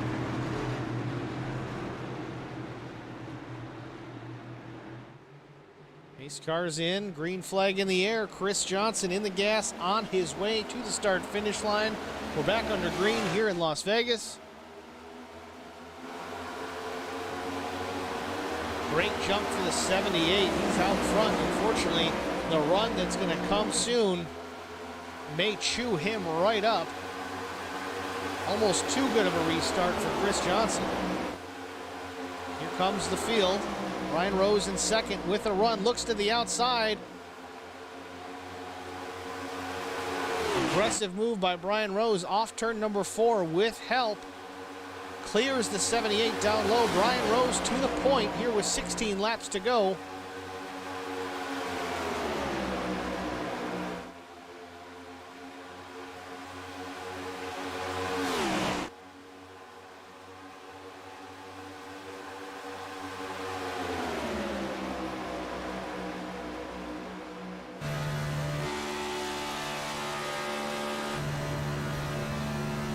Brian had a great run there. Took 2 tires on the last stop. He's going to have to make them last 15 laps if he's going to take home a checkered flag. He's got a bunch of hungry drivers behind him. Alan DeFries, David Bradford, Chris Johnson, Jason Spear. Bobby Hamilton now up to the 5th spot as well. Ain't over till it's over. Looking to the inside is Alan DeFries into turn number 3, down low. He's got position on Brian Rose. Help from Chris Johnson. Great move by Alan DeFries, getting by 89 Brian Rose through the dog leg. Doesn't have him clear just yet, though. Brian Rose help from teammate David Bradford, the 46 machine on the outside. Brian Rose retains the lead off turn number 2.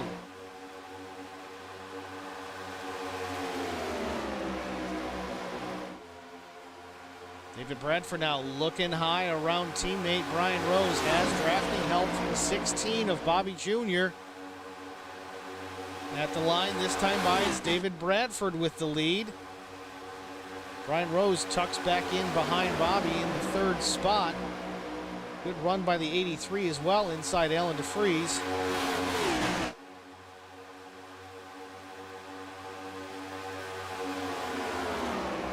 Comes Vincent Short up through the field.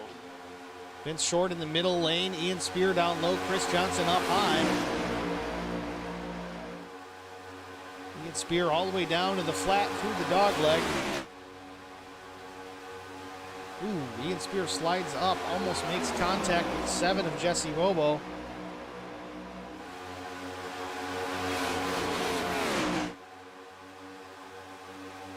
I still don't think we're done wrecking cars here tonight. That's just my humble opinion.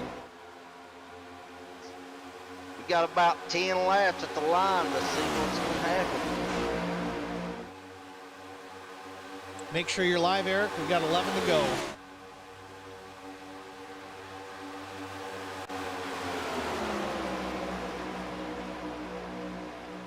David Bradford continues to lead through turns 1 and 2 onto the back straightaway. Bobby Hamilton Jr. second, Brian Rose in 3rd as they battle into turn number 3. Bobby Jr. not giving the 46 an inch. He's going to take a look to the inside off turn number 4. No one's going with the 16. Going to be tough to clear. He's going to side draft the 16. David Bradford on the high line, pushing behind the 89, Brian Rose. Alan DeFries wants to challenge the spot as well. Still side by side are David Bradford and Bobby Jr. David Bradford retains the position. Bobby Hamilton Jr. just did not have the drafting help to propel him and clear the 46. Had a great run into the corner, just couldn't complete the pass.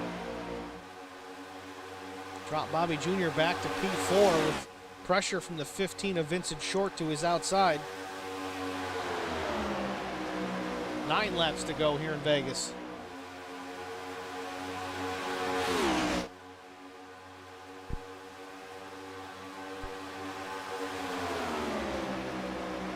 HBR running 1 and 2 right now with just under 9 laps to go. I mean, we got the leader through 9th place separated by 0.07 of a second right now. Well, it changed as they crossed the finish line. It's within a second from 1st to 9th.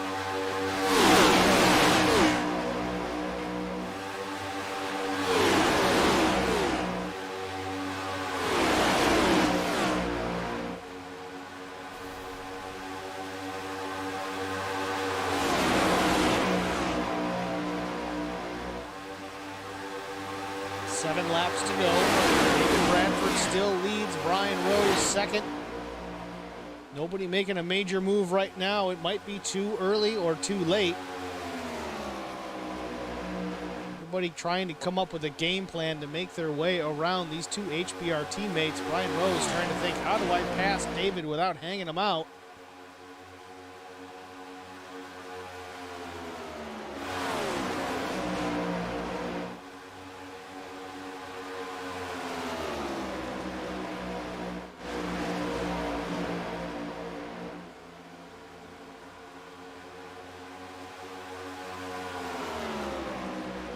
know Bobby's developing his plan right now with the two HBR cars, 1 and 2. And Bobby's sitting in that 3rd position.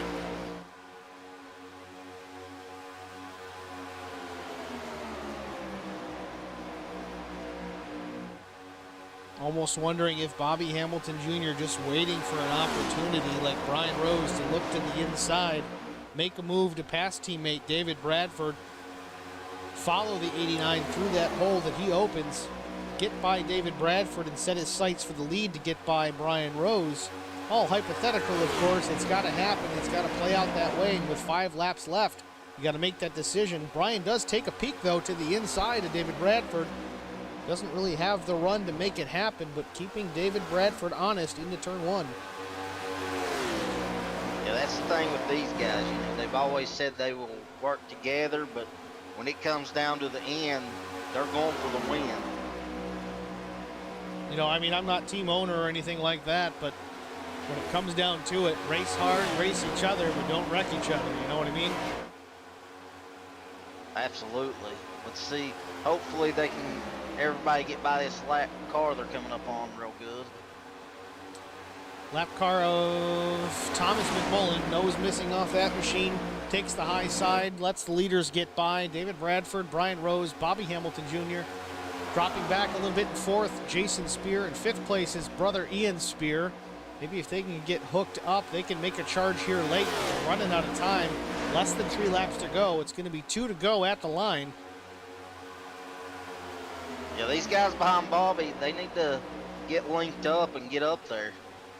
Bobby with a good run on the 89 into 1. Doesn't have the space to make it work, but Brian Rose dunks to the inside. A teammate, David Bradford, but Bobby Jr. bails out, but doesn't bail out. Now he's going to look. We talked about this. Which way is he going to go? High and low goes Bobby Jr. Side by side, coming to the white flag. HBR teammates, Brian Rose and David Bradford at the line. So far, it's David Bradford. Bobby Jr. goes high, but here comes the Spear machine, number 83, Jason Spear. He wants a part of the action. Into turn number 1, Brian Rose leads. Jason Spear right in behind the 89. A little wiggle off turn number 2. David Bradford back out front. Help from the 16. big run into turn number 3. David Bradford, Bobby Hamilton Jr., Brian Rose, your third place. Off turn number 4 for the final time. Checkered flag waving. David Bradford's going to win it. Bobby Hamilton Jr. second, Brian Rose third, Alan DeFries fourth, and Jason Spear brings it home in the 5th spot. Yeah, I think Brian got a little bit too much help in the turn and had to get out of the throttle a little bit when he got sideways. I thought we were going to see a HBR photo finish and maybe Bobby Jr. taking it 3 wide. David Bradford adding to that SCAR Cup Series win tally tonight. Winning here today in the Las Vegas 200. Brings that natural light number 46 Toyota Camry to victory lane. The first as part of Holler Boys.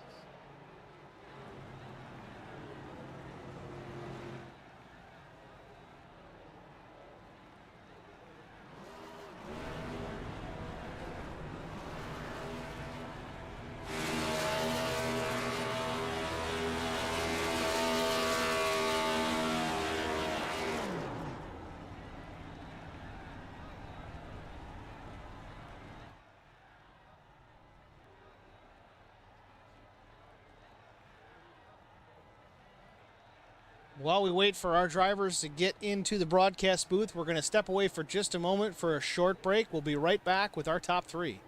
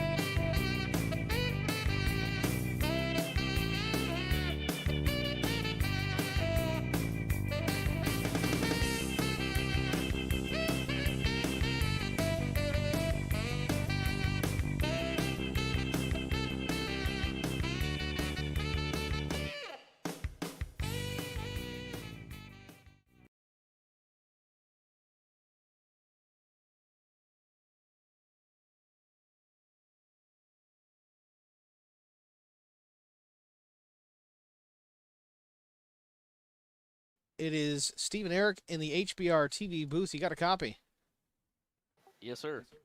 Congratulations, my man, bringing that 46 machine to victory lane here tonight. You look strong pretty much from the drop of the green flag. Was it strategy based or just putting the foot down and making the runs work when you could? Tell us about how you brought it home to victory tonight. It was a little bit of both, man. For whatever reason, I was real fast tonight. When cautions came out, if I felt like it was halfway into a stage, I'd go ahead and come in and get tires. I really felt like a lot of the times tires haven't meant that much on this car, and tonight they meant a lot. A lot of people questioned why I pitted and did all that in the second stage, and man, car came right on back up through there and won the second stage. So definitely got some HBR power under there and ran right up through there. Impressive to see. You and Brian Rose seemed to work pretty good there in the late runs. Brian did make a charge to the inside. I wasn't sure if it was going to work out. Bobby Hamilton Jr. was trying to find any way around. I know it seemed to be the trend tonight. If one guy made a pass of the leader, usually he'd lose at least 2 or 3 spots. Bobby wasn't going to sit there and run behind the 89.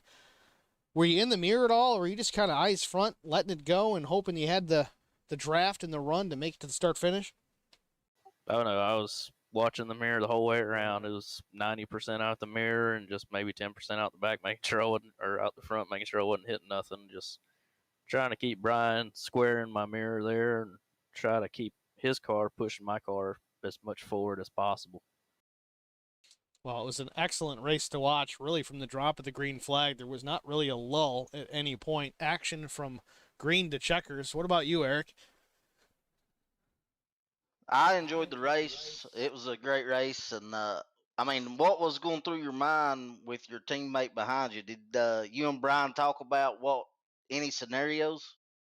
No, not at all. I mean, I've always had this saying, if you try to plan something it's just going to go to crap and it's not going to work out. I mean, that pass I made on him in 3 and 4 on the outside, that wasn't planned at all. I just had a big enough run. I had to go. And honestly, I wanted to be out front more than I did behind somebody because I felt like I could control the race a little bit more, and they were going to have to figure out a way around me and not the other way around. It's still a big game of chess here, but like I said, tires and stuff actually mattered tonight, so that was nice to see.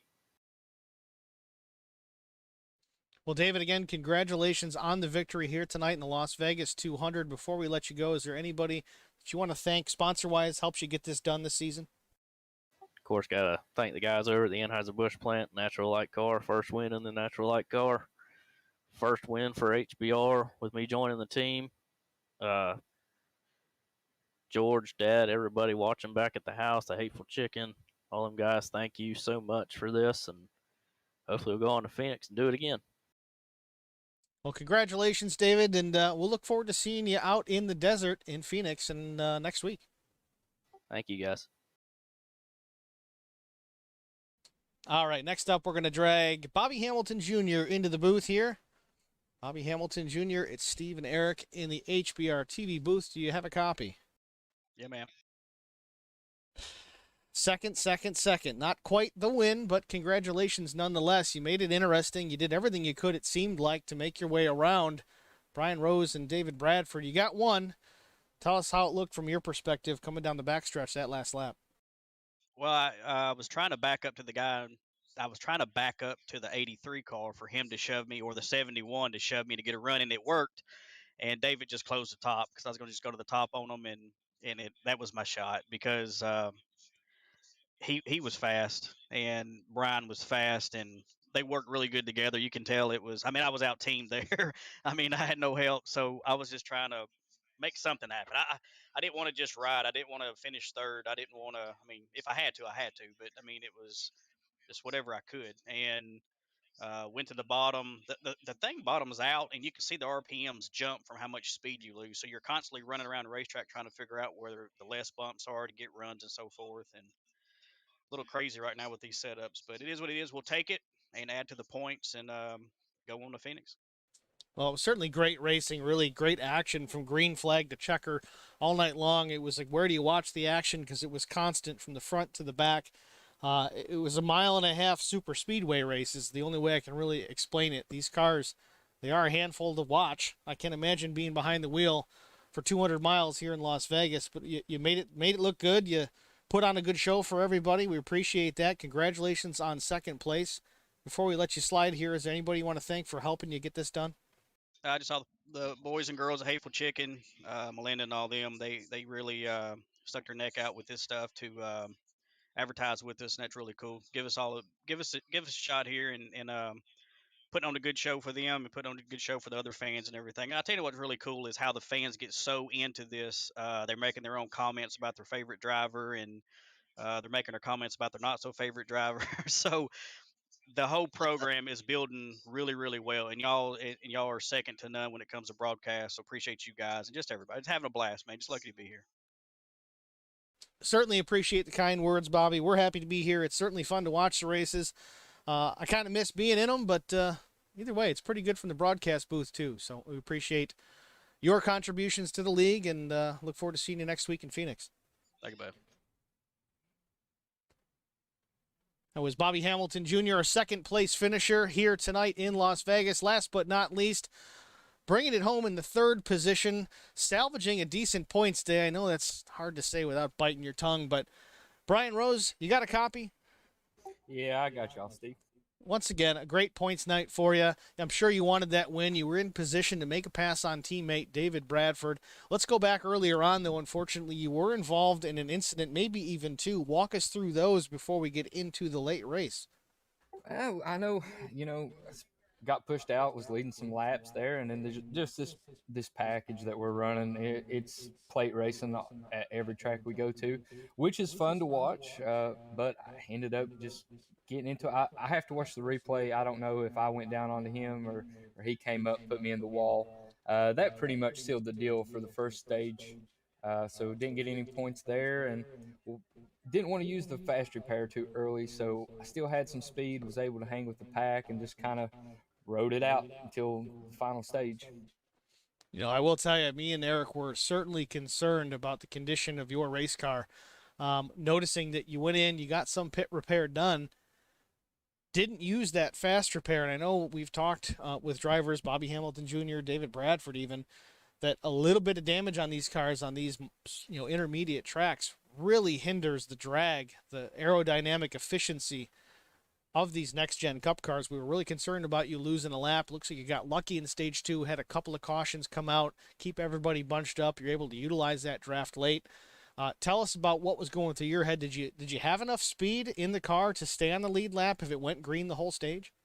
I believe I definitely had. I was being super aggressive, trying to stay with the draft. A little bit more aggressive than I wanted to be, even if I was in the back of the pack. If I would have lost the draft, if it would have went green, no, I would have been a lap down. But cautions fell our way tonight, and I did have enough speed to stay up with the pack. I was even running, I think, fourth or fifth there, coming to a few laps to go in the stage, and just got hung out. Uh, that's how it goes sometimes. But no, it was a good race overall tonight. You brought it home, P3. Congratulations, nonetheless. Before we let you go, I want to see if Eric has any words for you after tonight's race. I thought you was gonna pull it off, Brian. So you know, I didn't hear you say anything about that last lap. It looked like you were on the bottom, and you may got a little contact. What happened there? Well, I was wanting to stay behind David. Really, I made my move way too early. But that 16 filling up my mirror definitely got me thinking he's not going to be patient. He's going to go for the win. So I don't want to be the guy stuck on the outside while Bobby and the other cars are coming, because then I'm going from P2 to P5 maybe. So I wanted to be the first one to make the move.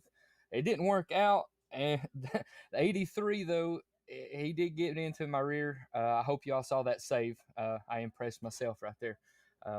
But yeah, no hard feelings towards him. I still salvaged it. If he would have stayed in the gas and that wouldn't have happened, I would maybe have had a better shot. But it is what it is. Didn't get no stage points, but good team night. HBR win. Good job. Congratulations, David, getting our first win here in the Cup Series this season. Yeah, and you guys up in the booth, Popple, the Hateful Chicken, guys. I hope that one was a good one.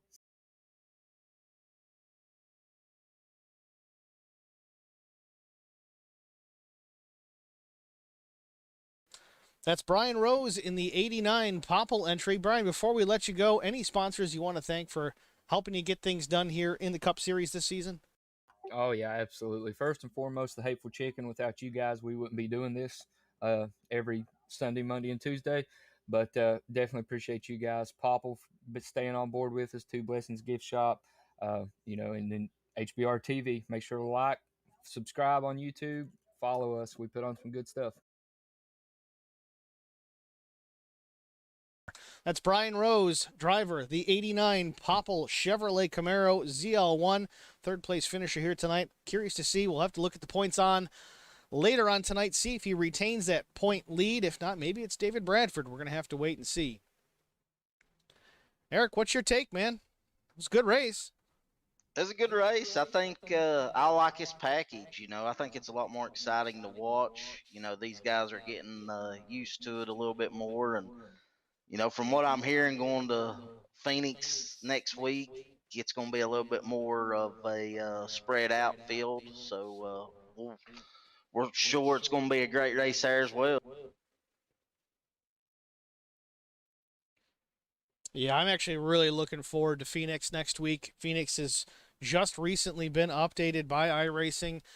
Pretty much the same layout as we're used to, that open dog leg, but some of the artwork has been changed. It's got that big lit cactus at the start finish. The surface, I think, was updated a little bit. I noticed some guys are running a little bit quicker lap times than before. So we'll just have to see how things play out. Yeah, it's going to be a great race to call. I can't wait to see what happens. I think we've had 3 different winners this season so far, so hopefully we can get our 4th different one. Well, the Las Vegas 200 is in the books. Let's go over our finishing order here. Race results. Of course, our winner, David Bradford. That number 46 Natural Light Toyota Camry brings it home with the new sponsor, Victory lane for David. Second place, Bobby Hamilton Jr. brings that hateful chicken entry to a second place finish. Not quite checkered flag material yet tonight. Certainly had an opportunity here late. Brian Rose brings it home third. Alan DeFries fourth. Jason Spear. Good run for both Spear brothers. Fifth and sixth. Ian running that car, that 32, that orange machine you saw tonight in the sixth spot. Jesse Bobo in the 7 finishes 7th. Chris Johnson, who looked so strong late in the race in that number 78, brings it home in the 8th spot. Vincent Short battling back some adversity as well, finishing top 10 in the 9th position. Mark Truxell, of course, running a clean race as almost usual and always that he does. Doesn't get the finish he probably wanted, but top 10 nonetheless. Thomas McMullen, again, trouble for that machine. Burned a fast repair and a wreck early. Got it caught up in another one later on. Managed to get some repairs, at least get that machine back out on track. Brings the Thomas McMullen 02 Murder Creek Distillers car 11th. Cody Harger to finish 12th. Congratulations, Cody Harger. A rough night. Looked real strong early. Got into an incident. I think the 33 turned Cody on the backstretch. Hard impact to the inside safer barrier. Got some repairs done on that machine. Brought it back through the field. Was challenging again late. Got turned. I think it was Mark Truxall had an incident going through the infield grass. No contact, but 12th place for Cody Harger. 13th was Brian Rick. Justin Napier, our ARCA winner from last night, he was 14th. Jeff Napier, 15th. Will Hewitt, 16th. Mike Aiello Jr. was 17th. Colt Ansley, with his troubles, right in that driver's side door down through turn number 2. He finishes in the 18th position. And 19th, last but not least, was the 3 of Tommy D'Angelo. So that's your finishing order here from Las Vegas, Nevada. The Las Vegas 200 in the books. Join us next week. We've got super late models on Monday, same time, same bat channel. And then Tuesday, we've got, again, the Cup Series running their event at Phoenix International Raceway. So looking forward to that one. It's going to be great to see. Closing thoughts, Eric? Do you have anything? I will update the picks. So right now I'm averaging a 6th place finish, and you are averaging a 8th place finish. So I got you by a little bit right now. Well, at least you're keeping track because I'm not good at the math. Oh, I'm keeping track of this as long as I'm winning. Then I might lose it. Of course. Yeah, all of a sudden, if I take the lead, I forgot. I have the math wrong. I've got you right now, 6 to 8. Well, there you go. All right, well, Eric's leading so far. It's only a few races in. We got a long season to go, so there's going to be plenty of action to be seen here on HBR TV. For Eric Dotson, I'm Steve Singer saying so long. We'll see you next week.